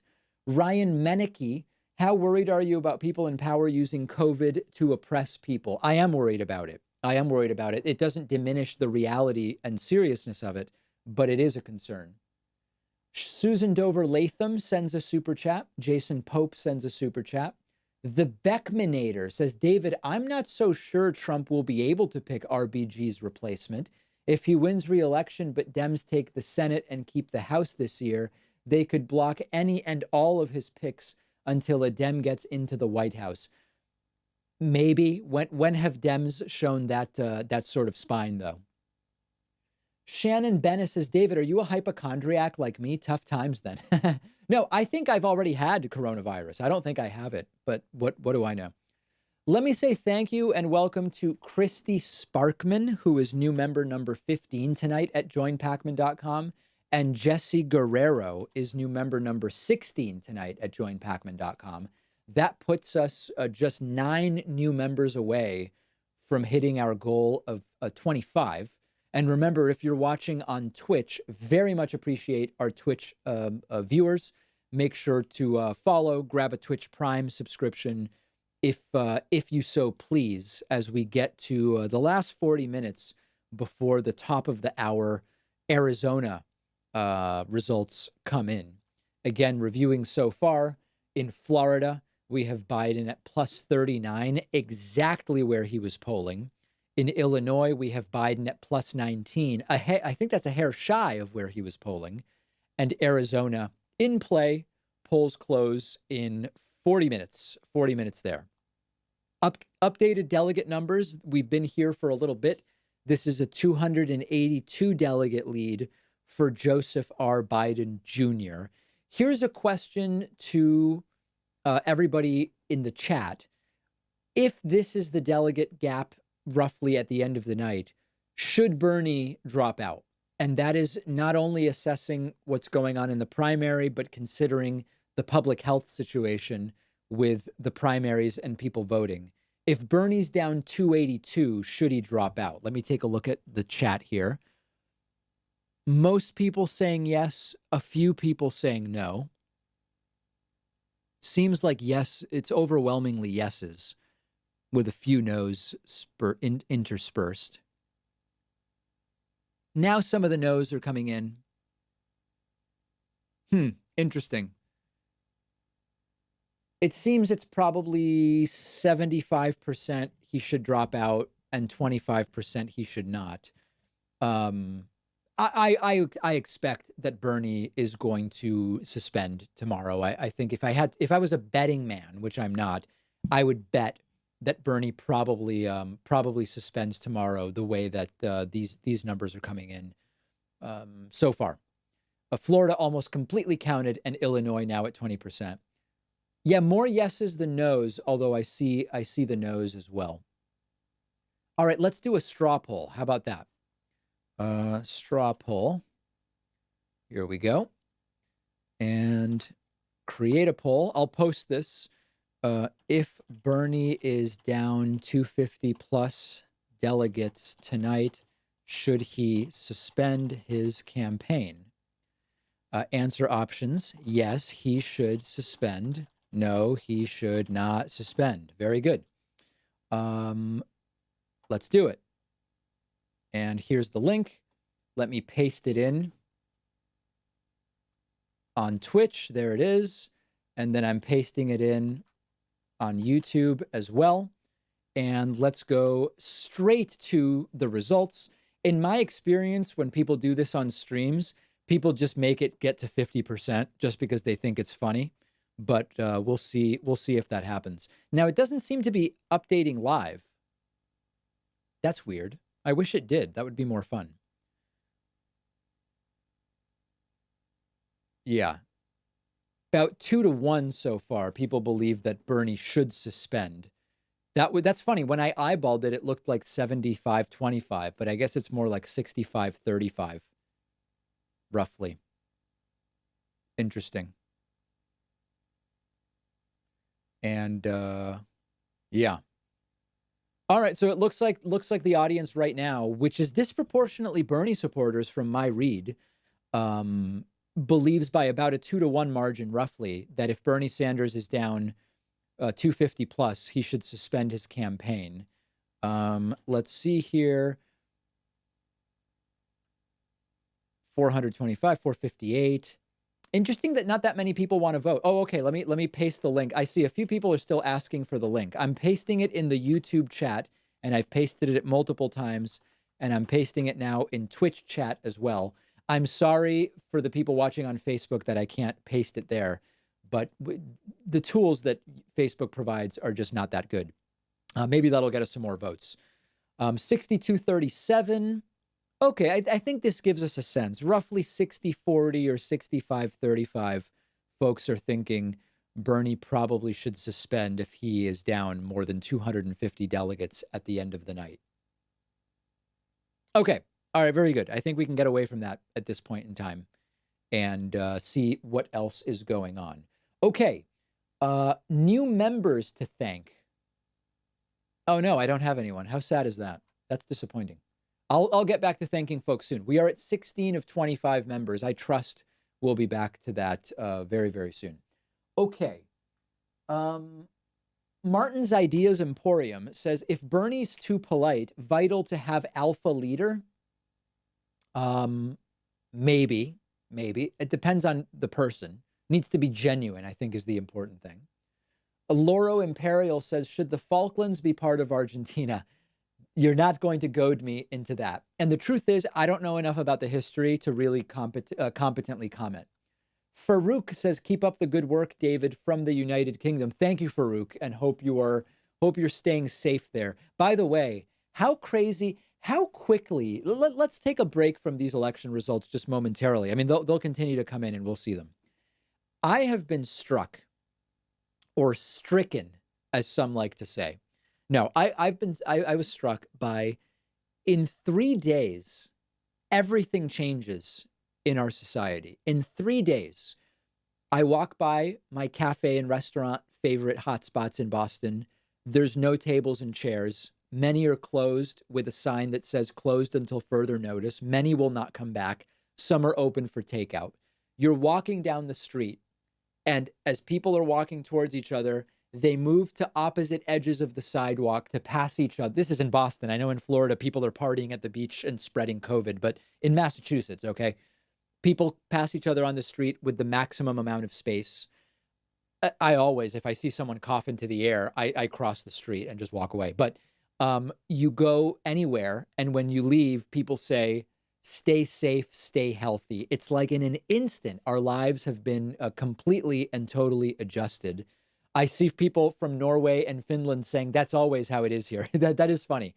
Yeah, but that is very, very quickly things change. We've almost built walls in our minds around ourselves in some way, shape, or form. Philosophy and Critical Thinking says, what is your advice for progressives in the future? My worry is that if Biden beats Trump, the narrative will be that things are all better now and progressive reforms are unnecessary. This is exactly why I said Biden beating Trump would be good for the country compared to 4 more years of Trump, but probably not good for the progressive movement. Bob Atkins says, wife is from Buenos Aires. Zachary Adkins, you're great. Very nice. Say hello to her.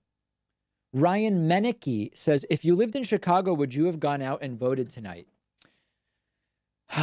You know, I probably would have. Because I don't know. I would have balanced the importance of participating in our democracy versus the risk of getting or spreading coronavirus. I think if Massachusetts was voting today and they didn't suspend, I probably would have voted and it may not have been responsible. They're not testing anyone here as far as I know, and a few high schools have been exposed. I'm not risking it. I understand that. Addie D says, when's your pseudoscience series dropping? I thought it already did. Carpe Donnelly says, still impressed by Democratic turnout. People just want someone to vote for to beat Trump and vote blue all the way down the ticket. Sanders was never going to be the guy. They just needed someone to emerge. Someone to emerge. All right. That is a view. That is a position that people have. Not something everybody is going to agree with. Let me say thank you to Tabor Snapping for gifting 5 community subscriptions. Very much appreciate that. Rot Cruz has cheered with some bits as well, which I very much appreciate as well. Thank you so much. We have Florida and Illinois called for Joseph R. Biden Jr. We are waiting on Arizona, and Ohio has suspended. Let's see if we have any new election results streams that we might be able to pick up. Not that many people streaming tonight. It's interesting. I don't know exactly why. Uh-oh. Did we just lose the stream? Oh no, we didn't lose this. Oh, we lost all of them. Oh no. That was weird. Did YouTube seem to sort of glitch briefly? That's very odd. Did I stop streaming there? Weird. YouTube going down. Okay, I think we're back. All right, very good. That was scary. For a second, I thought I was losing the stream. Okay. Joe Biden. We are awaiting Joe Biden who is going to speak shortly. Let's see here. That is going to be interesting. We will see what he has to say. We'll keep an eye. I'll turn the volume up there so that we hear that as soon as that starts. And what else do we have? I guess that's really it as far as what's going on. We're going to wait on Joe Biden, and we should be hearing from him soon. People asking, when is it over? Listen, I believe it's over tonight, and I believe Bernie Sanders will drop out by tomorrow. Let's see the final results from the straw poll. 62% of my audience believes Bernie should suspend his campaign based on the results so far. 38% believe that he should not. Okay, so that's where the audience is, and we will soon see something from Joe Biden speaking about tonight's results. Okay, other super chats that are coming in. Let's see here. Machine XP. Over in Western Mass, lots of doctors' offices are not testing for mild symptoms. Numbers are most likely wildly inaccurate. Absolutely. Charlie says 66% membership savings is disgusting. Are discounts that deep, even legal? Come on, man. You know, funny story about that. See how if you look up there, it says save 66% with coupon 2020 now? The only way I'm getting away with a coupon code that big is because regulators are too concerned with COVID to pay attention to my deep discounts. Under normal circumstances, if I offered a 66% discount, I would have regulators beating down my door and just destroying the studio, throwing my microphone in the trash. They'd say it's too big. But because of COVID, they're just not really paying attention. And that's why you can save 66%. Okay. Bong Leech has subscribed with Twitch Prime, which I very much appreciate. We are standing by waiting for Joe Biden. We are continuing to see results come in, a lot of focus on coronavirus, and of course, Ohio postponing their primary.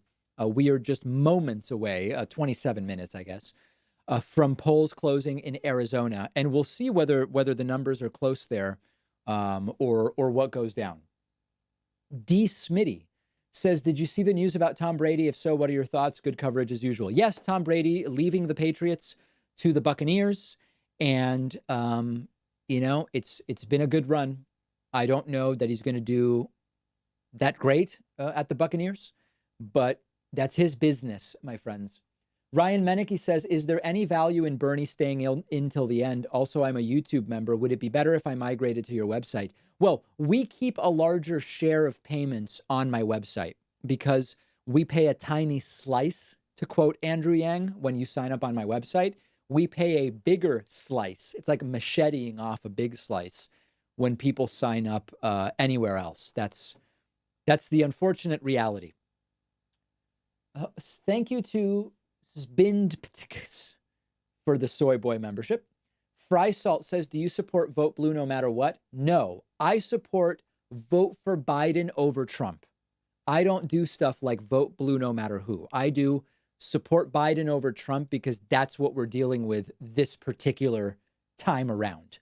And that's as far as I can go. I don't think Biden will reach out to progressives. He may not. He may not, and that may be very, very bad for him. We will have to see. Oh, has my website crashed? Let me double check that. It's always horrible when that happens in the middle of a stream. Sometimes a whole bunch of people try to get memberships at once and the website crashes. No, it does seem to be up. It does seem to be up. It's just a little bit slow. Rasmus Haymaker says, how do you donate plasma to the Lizard Post? I have no idea what that even means. I couldn't possibly tell you what you're talking about. I don't know. I don't know what that is.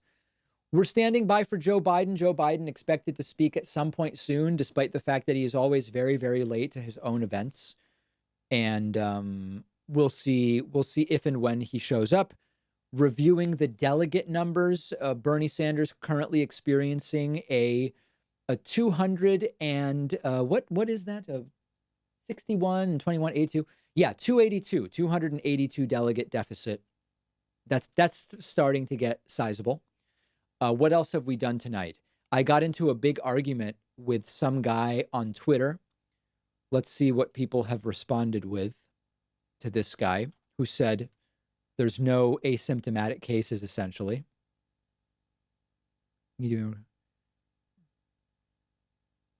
Okay, this guy seems furious with me.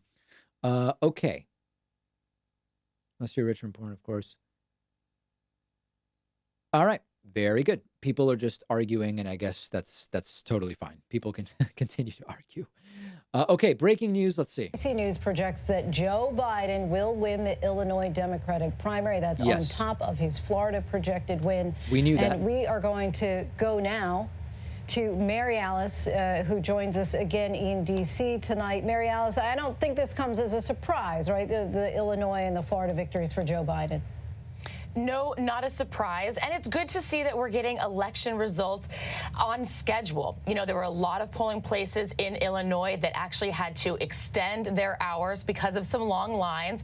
We saw these states have to scramble today in the wake of the virus. They had to close some polling locations, send voters to different locations, use extreme measures to keep the polling locations safe and clean so that voters felt confident to vote. So I am grateful that people did feel comfortable that they could go cast their vote, exercise this important right of theirs, and that we're seeing solid results come out in an orderly and timely fashion. And Devin Dwyer, your reaction. I wanted to get, do we have Devin? Yeah, Devin, curious if you're surprised that voter turnout was so I am. Significant. I mean, in many ways, I guess people also mailed in ballots or voted early as well. Yeah, I talked to voter advocates earlier today, Lindsay, in Illinois and Arizona. They were surprised to see the numbers as strong as they were. And a lot of those advocates do credit the early voting initiatives. All right. So we knew most of that stuff, and we are standing by for Joe Biden, looking like any moment we are going to hear from him. In the meantime, let me say thank you to a few folks who have just signed up. First of all, thank you to Inga Fonder, who is new member number 17 tonight. Let me say thank you to Kevin Ferretti, who is new member number 18 tonight. Tamara Tompkins is new member number 19 tonight. And Omniliberal Gang, also known as Kyle Benjamin, is new member number, 20. And here is Joseph R. Biden Jr. Good evening, everyone. Last week, I had the honor of speaking to all of you from Philadelphia, the birthplace of the foundational documents of our democracy. Tonight, in keeping with the latest guidance from the CDC, to avoid gatherings of more than 10 people, I'm speaking to you from my home in Wilmington, Delaware. And I hope all of you are staying safe. Talking and taking the recommended precautions and talking to the docs, if you have one, to keep your social distance, to slow the spread of this virus. This pandemic has impacted every aspect of our lives and every aspect of this campaign. But most of all, my heart goes out to all of those of you who have lost a loved one, to those who have contracted the virus, to all the brave Americans who are working harder than ever to help their neighbors, and all those children that are home from school that are worried and don't know quite why. Doctors, nurses, EMTs, and public health officials, as well as the frontline emergency workers like firefighters and dedicated folks working to keep the shelves stocked in the grocery stores. You know, tackling this pandemic is a national emergency, akin to fighting a war. And it's going to require leadership and cooperation from every level of government. And it's going to require us to move thoughtfully and decisively to quickly address both the public health crisis as well as the economic crisis. It's going to require us to pay attention to the medical and scientific and health experts. And it's going to require each of us to do our part. Yes, this is a moment where we need our leaders to lead, but it's also a moment where the choices and decisions we make as individuals are going to collectively impact on what happens, make a big difference in the severity of this outbreak and the ability of our medical and hospital systems to handle it. You know, I know we as a people are up to this challenge. We always have been. I know that we'll answer this moment of crisis with the best that we find in all of us, because that's what Americans always have done and what we do. That's who we are. Ordinary people doing extraordinary things when the need arises. And today, we are moving quickly to adapt our routines to meet this challenge. Americans in 3 states went to the polls today. I want to thank all the public officials and the poll workers who work closely with the public health authorities to assure safe opportunities for voting, to clean and disinfect voting booths, and to make sure the voters could cast their ballots while maintaining the distance from one another that was safe. You know, it's important for us to get through this crisis, protecting both the public health and our democracy. And today, it looks like once again, in Florida and Illinois, we're still awaiting to hear from Arizona, our campaign has had a very good night. We've moved closer to securing the Democratic Party's nomination for president. And we're doing it by building a broad coalition that we need to win in November, with strong support from the African American community, the Latino community, high school educated people like the folks I grew up with in my own neighborhood, labor, teachers, suburban women, veterans, firefighters, and so many more. And we're doing it with a common vision. Senator Sanders and I may disagree on tactics, but we share a common vision for the need to provide affordable health care for all Americans, reduce income inequity that has risen so drastically, to tackling the existential threat of our time, climate change. Senator Sanders and his supporters have brought a remarkable passion and tenacity to all of these issues. And together they have shifted the fundamental conversation in this country. So let me say, especially to the young voters who have been inspired by Senator Sanders, I hear you. I know what's at stake. I know what we have to do. Our goal as a campaign, and my goal as a candidate for president, is to unify this party and then to unify the nation. You know, it's in moments like these that we realize we need to put politics aside and work together as Americans. The coronavirus doesn't care if you're a Democrat or Republican. It will not discriminate based on national origin, race, gender, or your zip code. It will touch people in positions of power, as well as the most vulnerable people in our society. We're all in this together. This is a moment for each of us to see and believe the best in every one of us, to look out for our neighbor, to understand the fear and stress that so many are feeling, to care for the elderly couple down the street, to thank the healthcare worker, the doctors, the nurses, the pharmacists, the grocery store cashier, and the people restocking the shelves, to believe in one another. Because I assure you, when we do that, when we see the best in each of us, we lift this nation up and we'll get through this together. That's how we've always done it.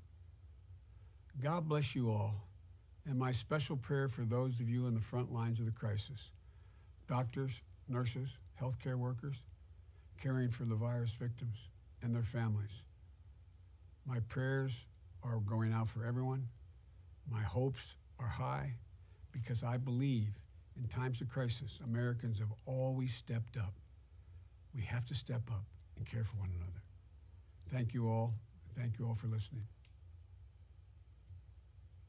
There is Joe Biden. Oh. Thanks. Is this supposed to be off? Thanks. Okay. Do they know they're still streaming? Oh, they're having him walk off. Okay. Wow. Wow. And fade out. Okay. All right. So Joe Biden, I mean, listen, how do you do anything other than mostly talk about the virus at this point, right? I mean, it's like that's what's going on. It's you have to contextualize everything in terms of the virus.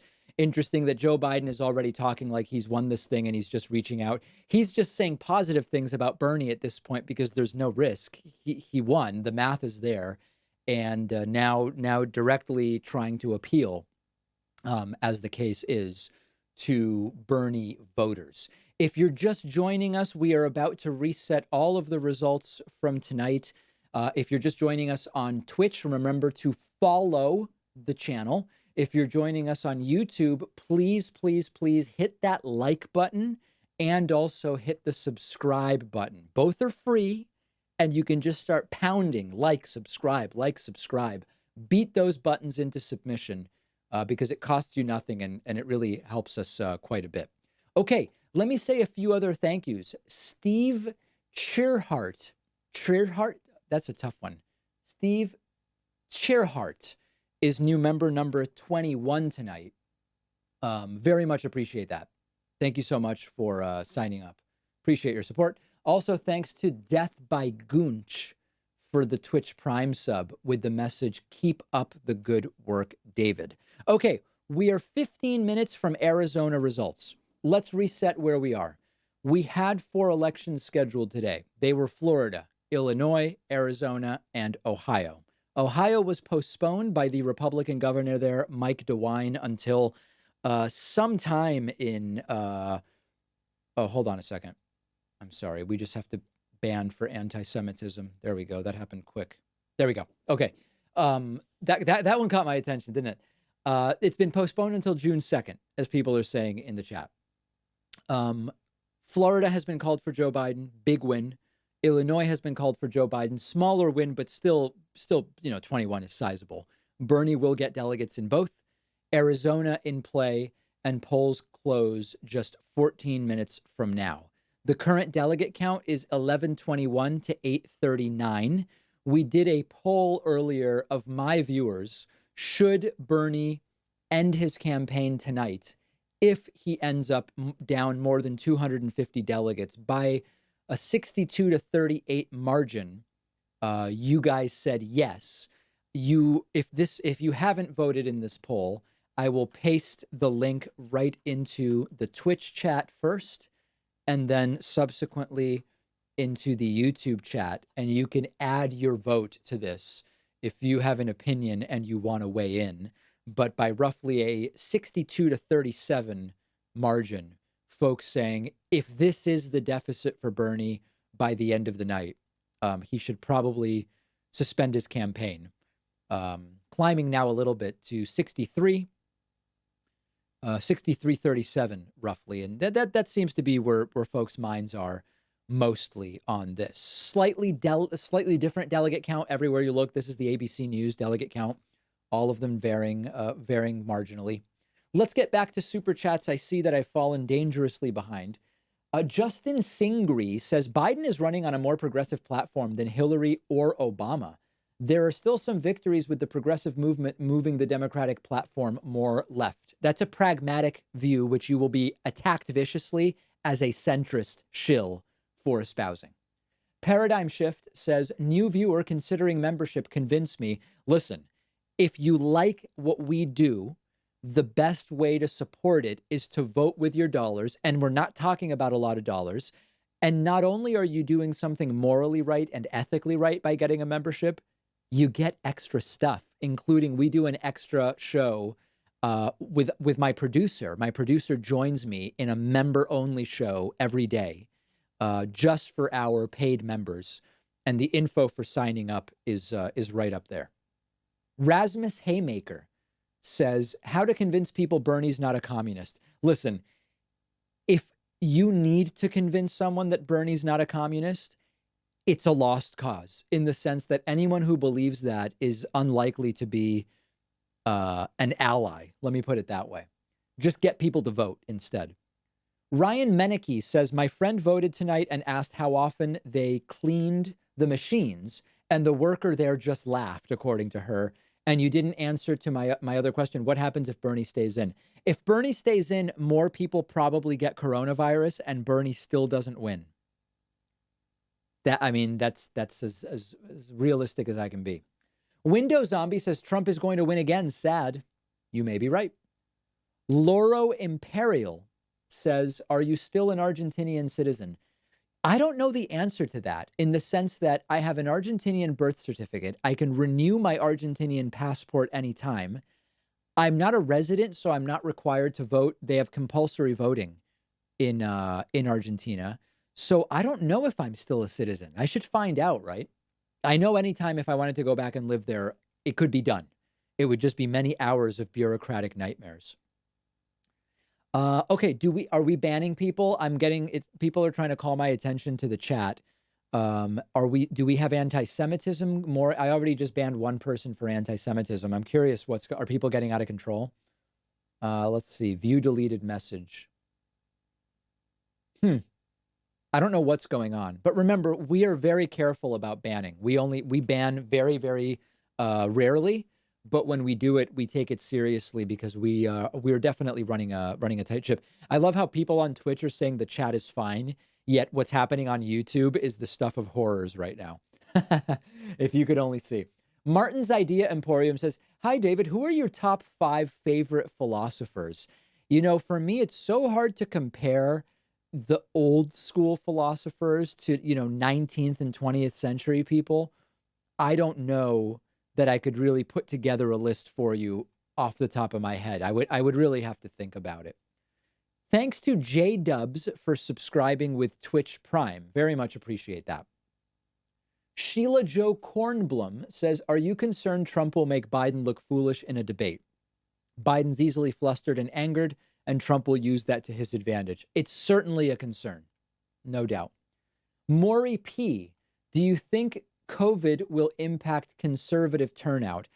If anything, it'll impact Democratic turnout, because we see a very partisan divide.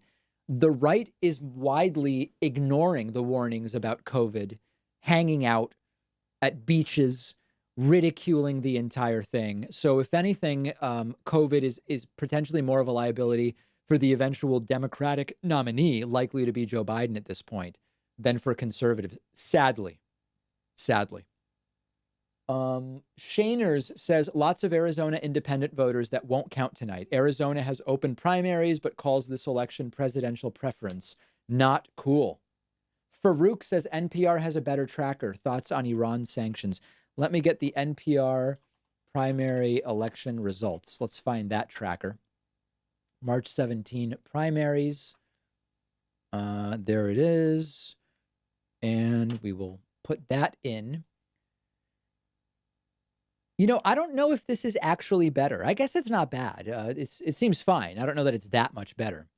But it seems reasonable. Actually, I don't know that it's really better than what we have from. This seems kind of bigger and easier to read. I don't know. I think both are fine. We are waiting just 8 minutes away from Arizona numbers at this point in time. And a lot of information continuing to come in constantly. Bob Adkins says, do you like mate? Could Corona cause old voters not to vote?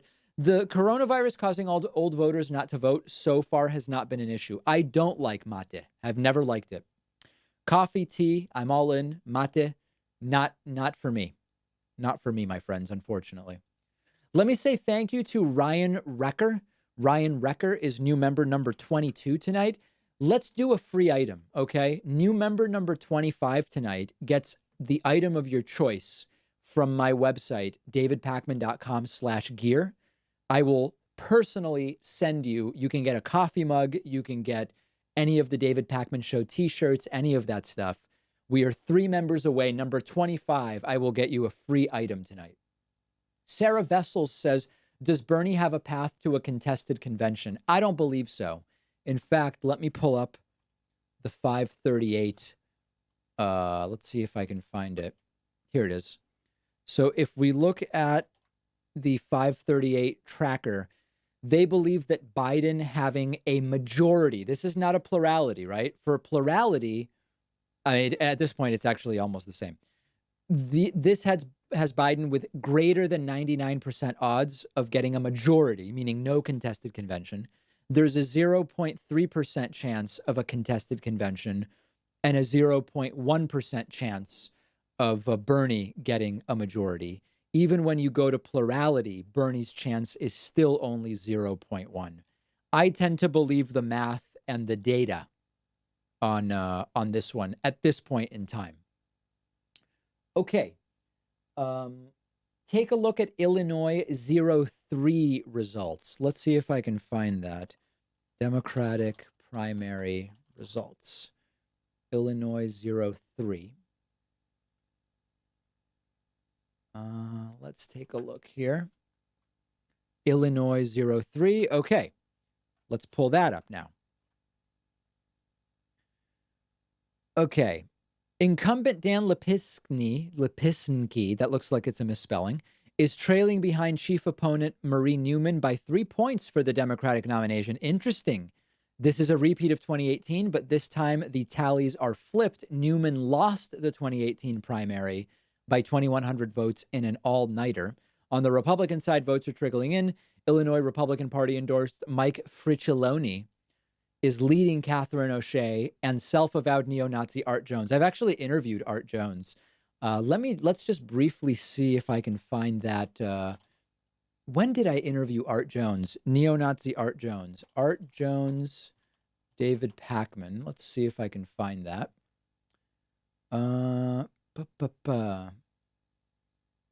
Where is that interview? I'm having trouble finding it on my own channel. Art Jones, David Pakman. Yeah, I interviewed that guy, and he was an absolute lunatic. Holocaust denier, 354. That's not it. Alex Jones. No, that's not it. Man, I'm having trouble. I'm going to have to figure out how to even find my own interview. I interviewed that guy, and he's whacked. He's completely whacked. Interesting results so far from Illinois 03, as we are just moments, potentially moments from the last results of the night. Okay. Let's see here. Where do we stand on, what's your opinion on market socialism? Yeah, so this is a good question from William Franklin. So as most of you know, I'm a social democrat. I'm not a socialist.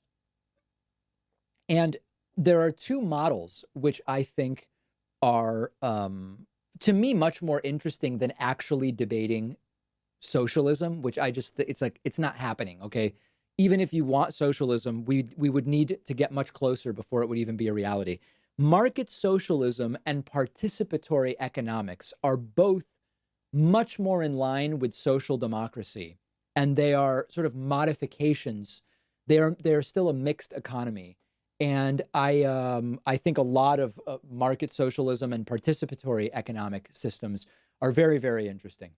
Bob Adkins says, wife says you are no Argentinian if you don't like mate. Well, believe it. I am Argentinian and I don't like it. What else can I tell you? Okay. We are potentially seconds from starting to get information from Arizona.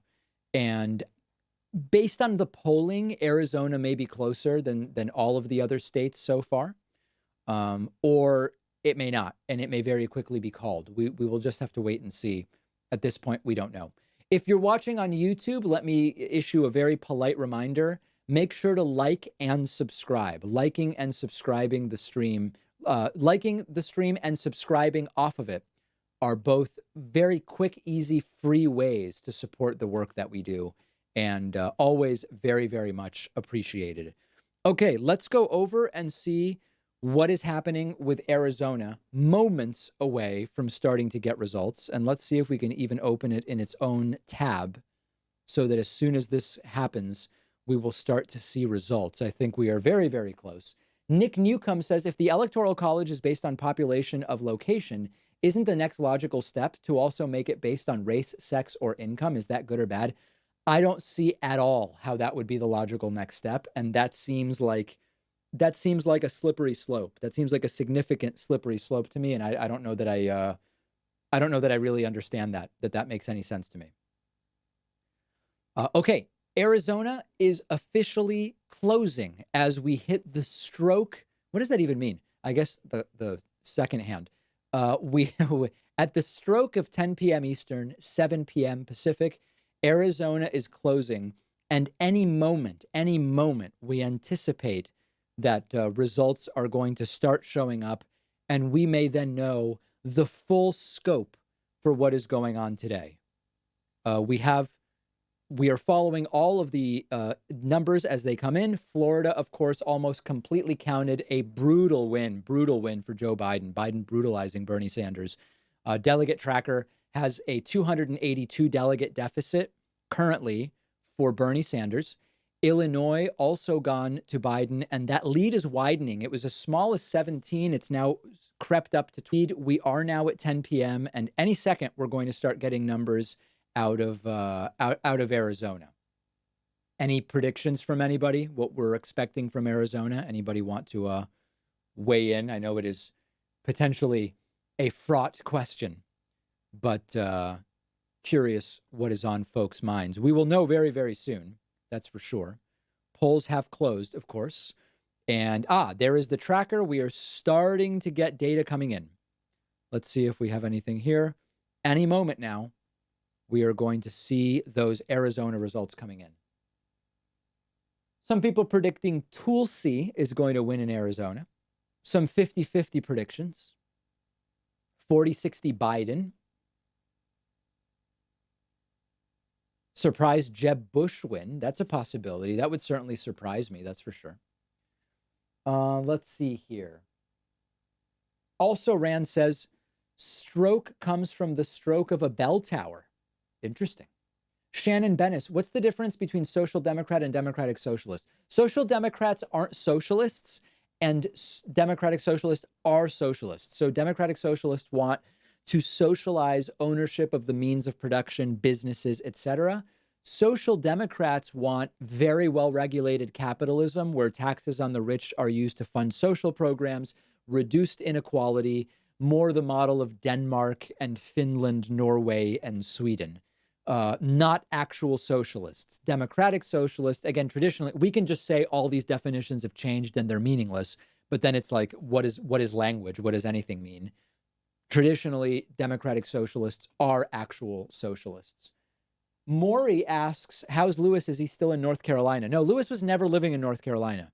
He lived in Texas, then he lived in Boston, and then he retreated to the hill towns of Western Massachusetts, where he still is. He's doing well. Saw him a couple weeks ago. We can't see each other anymore because of the virus. We're self-isolating. Orion C says this should have been postponed. Biden wins, period. Yeah, I mean, I think Biden wins either way. And that's part of why I anticipate that Bernie Sanders may drop out by tomorrow. It's weird when the results get kind of skewed like that. We don't have anything yet. It's every once in a while this will happen where one candidate's results will span all the way across. Seems like a CSS issue potentially for a designer to take a look at. Beezus C. Christ says there are only Bernie 2020 signs in Tucson, Pima County. We will see how that reflects in the Arizona numbers as they start to come in. We have 0.0 precincts reporting as of right now. 0.0 precincts reporting as we continue to fight the virus and wait for results to come in. We do have an offer on the table. We are at 22 new members, as you can see there on my website, joinpacman.com. New member number 25, I will get you a free item from our online store We'll send it anywhere in the world that mail services deliver. North Korea, I don't know if we can get it there. I don't think we have any viewers in North Korea.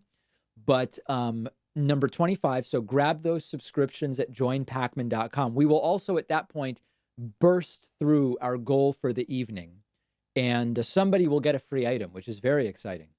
William Franklin says, is both parties going to go back to centrism? I don't believe so, no. Pedro Augusto Marquez says, are Bernie or Buster selfish? Kids in cages. I don't want to ascribe selfishness to them. We just have a disagreement. I'm not blue no matter who. It's Biden versus Trump. For me, it's very specific. It's not this theoretical thing where I have to say, if I vote blue no matter who, then the Democratic Party doesn't have to do anything for me as a progressive because they just know I'm going to vote no matter. It's not blue no matter who. It's I prefer Biden to Trump, so I'm going to vote for Biden because I don't want Trump getting another 4 years. It's that simple. It's that simple for me. Michael Gabriel Ibrahim says, how can Biden pull Bernie supporters for the general? It's going to be a fight. He's going to need a strategy, and I don't know what the answer is. I don't know how he does it, but if he doesn't, he won't win. If Biden can't get a sizable portion of Bernie supporters to come over to him, Trump will get reelected. It's as simple as that. So he's going to have to figure it out somehow, one way or the other. And if he doesn't, then we're going to get another 4 years of Trump. Quite simply, quite frankly, that's the way that it is going to be. We are still waiting on early numbers from Arizona. We don't know exactly why they have not come in yet. We were thinking that at the top of the hour they would start coming in. Presumably they are being communicated and called in now. And any moment we should start hearing from them. If you voted so far in the primaries, doesn't have to be today, but if you voted at all, I would love for you to let me know via Super Chat what state you voted in and for whom you voted. Now, I see people saying you're not going to get them. Are people talking about the Arizona results? Is there something I missed about why we are unlikely to get Arizona results tonight that I just am unaware of? I was under the impression we were going to get Arizona results tonight. Poll times were extended until 9 Eastern in Arizona. Well, it's 10 Eastern now, so that doesn't really make sense. Arizona's slow. They will come out. No results here for another hour. No Arizona results for another hour, some people are saying. Arizona, 11 p.m. Let's do a Twitter search about that. I hadn't heard anything about that. Let's see. Arizona results. See what we've got. Latest. We should know results by 8 p.m. 8 p.m. their time. Are they 2 or 3 hours behind right now? Because that varies. Current time in Arizona. It is currently 7. So we are, according to that, we are 53 minutes away. Everybody's talking about 8 p.m. Arizona time. So that is going to be a little, okay. So we're going to have to wait a little longer on that. Interesting. I did not realize that. I guess it might be because of that extension. Okay. Maury asks, what's your style of playing basketball? Steve Nash? Yes, very much so. Very much so. I'm a Steve Nash sort of player for sure. The Tone Guy, or that one guy, $1 trillion stimulus, but Medicare for all is unaffordable. Yeah, I had a tweet about that earlier, actually. Let me see exactly how I phrased it. See if it tickles your fancy as something that you may want to retweet potentially someday. The way I said it was, incredible how quickly stuff that normally we can't afford has become we can't afford not to. To be clear, this is good and correct, but we should remember this once things settle out and they resume the same talking points. And of course, a bunch of people were reacting with stuff like this. Actually, this person was saying this is what the argument will be, and then people made it. Emergency funding is different than perpetual borrowing. Temporary relief is different than long-term policy, apples and oranges. But of course, the point is, a lot of these things, if we had them all the time, would prevent this degree of crisis right now. So let me give you an example. If we had paid sick leave and paid time off for restaurant workers all the time as a thing, we wouldn't now be panicking saying, oh crap, tipped employees are going to make zero. We have no paid vacation. We have no anything for them. Now we have to scramble and throw money at the problem. So I actually disagree that it's apples and oranges. It's a question of, do we do it in an organized way when we're not in a crisis and prevent a problem? Or do we now just start throwing money at different things all over the place? That's fundamentally the difference here. Okay. Why hasn't Obama endorsed Biden? Would it help? Obama is staying out of this because I believe he knows that if he gets involved and the person he endorses doesn't win, it gets ugly in the general, and he wants to have more credibility in the general. So I understand why he's doing it. Biden's going to easily win anyway, so I don't think it's going to be a problem. David Adams says voted in Washington for Bernie. Michael Gabriel Ibrahim says, should Biden offer Bernie a cabinet spot? That's for Biden to figure out. It's too early for me to think about that. Bosco sends a super chat. Vasil Vanda says, will Biden actively pursue Medicare for all? No, he doesn't even support it. No, he's not going to do that. Susan Dover Latham has grabbed a beta subscription on YouTube. You know, I've been jokingly saying that I'm a data male, making fun of Jesse Lee Peterson's beta male thing. And somebody suggested we should get a t-shirt and sell it on the website. I would love to do that. I will make that happen if somebody can design it. I just have no skills to design such a t-shirt. Let me say thank you to Pakalevra, who has subscribed with Twitch Prime at twitch.tv/David Pakman. Thanks very much. Appreciate that. Let me say thank you to Alex Civic, who is new member number 23 tonight. Thanks, Alex. We are just 2 members away from our goal. And new member number 25, as I said, gets a free item from my from the David Pakman Show online store. Okay, so we are waiting on results from Arizona. I think I had a couple videos I wanted to go over with you guys. Let me pull those up just while we are talking here. Find the proper notes. Okay, where is that? I had a bunch of stuff I wanted to go over with you guys today. Coronavirus test we talked about. Oh, yeah, check this out. You know, whenever there are vulnerable people, grifters come out of the woodwork, and there's no shortage of that right now. Check out this pastor who will whoops, nope, that's not the right thing. That's Trump saying it's a national day of prayer. That's not the right thing. This is the right video. This is Kenneth Copeland apparently claiming to cure coronavirus through the television. Check out how irresponsible this is. Yes, Lord. Hallelujah. Thank you, Jesus. Thank you, Lord Jesus. He received your healing Yes. now. Say it, I take it. I take it. I have it. I have it. It's mine. It's mine. I thank you and praise you for it. Yes, Lord. And I forgive if I have aught against any. I forgive. And I praise you that I'm well and whole. Can you imagine? Yes. According to the word of God, According to the word of God. His hand's all wet. I'm healed.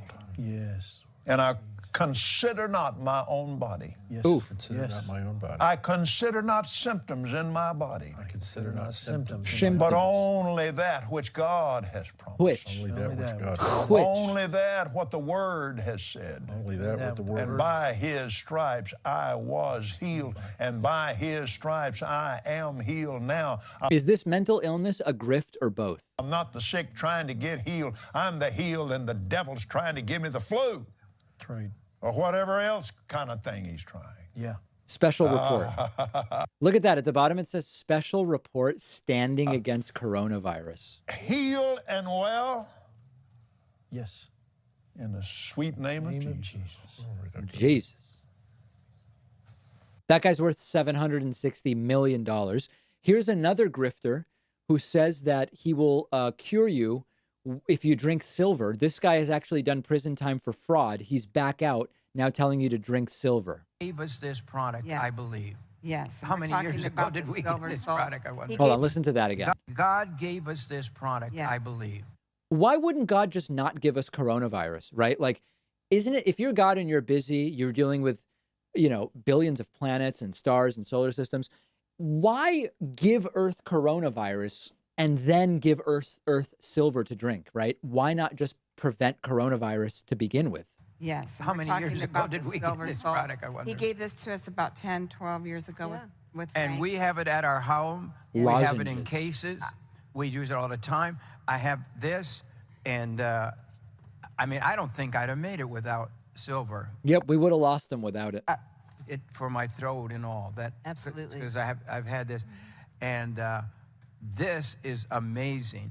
Why is silver so? Would you recommend, as a doctor, people to have silver in their? By the way, doctor, she's a naturopath, okay? And again, this is sort of like if you have a doctor of philosophy and you ask them about medication and refer to them only as doctor, it's dishonest. House for a pandemic. You never want to be without silver. No. Never. For so many reasons. Never. Never. You know, this is a staple. Talk about staples. It is a staple. This is a staple for your family. Yes. And we can talk more about it.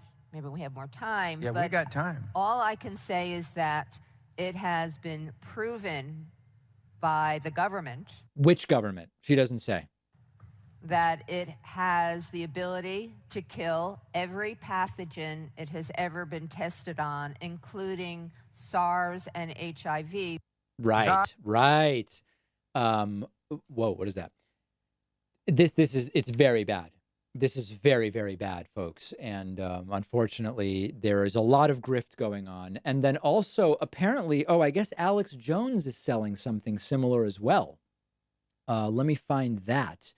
Alex Jones selling coronavirus toothpaste. Oh, that's interesting. Let me see if I can find that. Alex Jones toothpaste. Let's see if we have that. This is just Alex Jones on the street. I would love a video.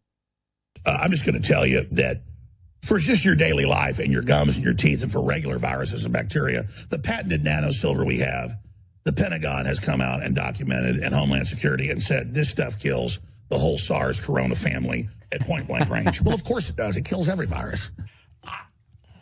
I'm kind of retarded. Oh boy, geez. Yeah, so that's very, very, very, very dangerous. Let's see if Media Matters has any more extensive video on this. Let's see. Come right back with your calls, I promise.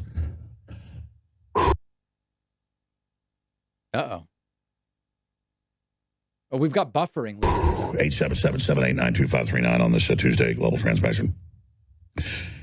I'm not going to belabor this. I'm just going to tell you that for just your daily life and your gums and your teeth and for regular viruses and bacteria. A lot of buffering on the Media Matters site. I'm not loving it. The patented nano silver we have, the Pentagon has come out and documented, and Homeland Security, and said this stuff kills the whole SARS corona family at point blank range. Well, of course it does. It kills every virus.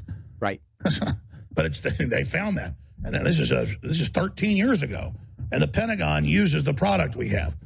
And the product we have in private label. So it's like when he says that, does he mean that the people who work at the Pentagon brush their teeth with his silver toothpaste? Is about to be in Walmart coming up. They just ordered a massive crap ton of not the one they have, but this even better one that we have. So I'm just saying we're always cutting edge, thank to God. I just go with the research, go with the spirit, and we always have it. The nano silver toothpaste in the super blue with the tea tree and the iodine. That's the super blue is amazing. And then we have the whitening toothpaste that has the nano silver and a lot more as well. Those are both excellent. They're at InfoWarsStore.com. They're still discounted despite all the hell breaking loose. We have storable food in stock, but we have to package it, and it's 6 to 8 weeks behind shipping it out to you. Other people will lie to you. Got big old Pinocchio noses. We're not. That's what's going on. You want storable food? You want to get delivered? This thing, if it is super bad, peaks in about 12 weeks in the U.S., the models show. So you get your food, InfoWarsStore.com, and it's high quality. It's a very low price. They haven't raised prices yet, but I'm told it's next week. So InfoWarsStore.com and Body's Ultimate Turmeric Formula. Oh, my God, and with the Led Zeppelin and everything. So anyway, Grifters are grifting, folks, and you've got to be very, very, very, very careful. PBS seems to have ended their entire thing. They're not even going live anymore. Now we're down to just the ABC stream. We're like the last people left here, ladies and gentlemen. Okay, let's get to things that I've missed. Maddie Ice has subscribed with Twitch Prime. Justin Singri is new member number 24 tonight. And Aaron Larian is new member number 25 tonight. Aaron, thank you as new member number 25. You get a free item from the David Pakman Show online store. Pick something out. Let me know the color, the size. Email in using the website contact form at davidpakman.com. We will get it out to you. Very, very much appreciate it. Okay, super chats coming in. Let's see here. What is your favorite artist or band? Oh, I couldn't, that's like saying what's my favorite book. I couldn't possibly narrow it down. Charlene Hughes has grabbed a membership. Susan Dover Latham is a member. Jennifer Silvaggi has grabbed a YouTube membership. Charlie says, David, does your hair look that good first thing in the morning? No. Also, is that 25th membership spot still available? No. It's just been given away. Monica says Biden needs AOC as VP to get the progressive vote. Interesting. I don't think it's going to happen. Maru Telez says, cool. Michael Norman says, David, this isn't grifting. Some extreme Christians practice this. My mother was just like this and passed away from cancer, not believing she had cancer. Very unfortunate. That is tragic. I'm so sorry to hear that. That is tragic. Sheila Jo Kornblum says, Missouri AG just sued Jim Baker for COVID cure claim. Beautiful. Clever to Swear says, please do your best Alex Jones impression. Oh, I don't know if I could. It's like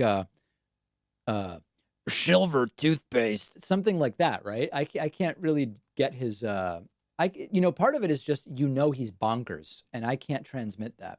The Beckmanator says, how the hell are televangelists still around in 2020? I don't know, but some of them have private planes, which is crazy. Ben Taylor says, hey, D, hope you're well. Do you think it's funny how people are so fascinated by personal life facts of yours? I guess it's because you're such a celebrity now. It's very cute when we think you're embarrassed. Huh, I don't even know what Ben's referring to. Aaron Larian says, thanks so much. You pronounced my name perfectly. Thank you very much. Very, very nice. I love it. Very much appreciate that support. Okay. Let's see if we have any updated information. We still do not. And Arizona numbers likely will not come in. Probably not until the top of the hour. We have Illinois results where Joe Biden has won by 22 as of now. We have Florida results where Joe Biden has won by 39 as of now. And the delegate count continues to be a 282 delegate lead for Joe Biden. Remember, you guys voted by a 63-37 margin that if Bernie is down by 250 tonight, he should suspend his campaign. And he is right in that range as of right now. So that is certainly something that he will have to contend with for sure. Clever to Swear says, Alex Jones impression, not bad. Now do Trump. Oh, I can't do Trump. I don't know how to do that. I don't really do impressions. It's not really my thing, sadly. But maybe someday it would be something to consider. Oh, I think they're doing all of the Trump coronavirus exposure. To have the president of Brazil with us, he's a terrific man. He's done a fantastic job. Our relationship has never been closer. And it's great to have him here. Touched him even.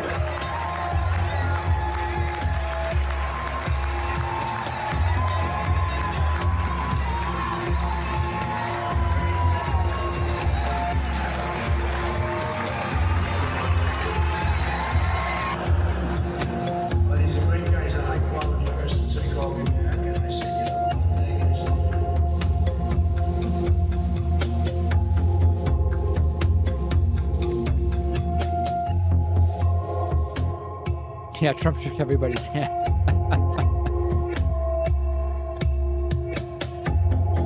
Thank you very much, Michael. That's true. And I think prior to the coronavirus, it was just all go. The numbers were. Yeah, again, I don't know that I believe Donald Trump when he says that he was tested, because his explanation during the press conference yesterday was just very, very weird. Let me see if I can find the video for you here. Yeah, here it is. Check this out. This is Trump talking about being like the timeline doesn't make sense. Just nothing about it makes sense. Take a look. Virus test Friday night. The White House doctor's office put out a statement around midnight Friday saying that no test was indicated. So when exactly was your test administered? Well, I had my test. I was late Friday night, and the reason I did it was because I had no symptoms whatsoever. So the doctor said, you have no symptoms, so we don't see any reason. But when I did the press conference on Friday, everybody was going crazy. Did you do the test? Did you do the test? So very late on Friday night, I did the test. And he may have put out, or the doctor may have put out something I don't know what time the letter went out. Maybe it was put out by somebody else. But the results came back, I believe, the following day. And so it's already all weird, because it's like at 3:30 on Friday, he said he doesn't need a test. Friday night, he says the White House doctor said he doesn't need a test. And Friday night, he took a test. The tests are taking 48 to 72 hours to come back. Somehow within under 24 hours, he already had the results. It's all weird. We tested negative. But the question is, how could the White House doctor's office say a test wasn't indicated, implying that you hadn't had one when in fact you had? Well, I told them that, and I went totally by what they said, the doctors, more than one. They said not to get it, and then you got it. Don't have any of the symptoms. They checked what you're supposed to check, and that I didn't have symptoms. If you keep an eye on Dr. Birx's face, she seems to be sort of communicating something with her expression. I did a test late on Friday night, and it came back probably 24 hours later or something. They sent it to the labs, came back. What was it like taking the test? It's not something I want to do every day, I can tell you that. It's, it's a little bit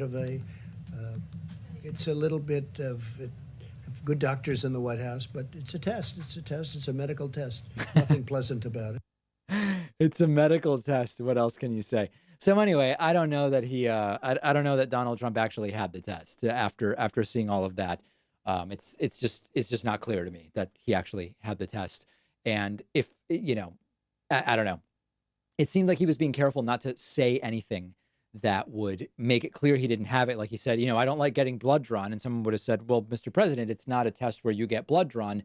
He seemed to be very careful about not giving any detail in order to make it clear that he doesn't know what the hell he's talking about.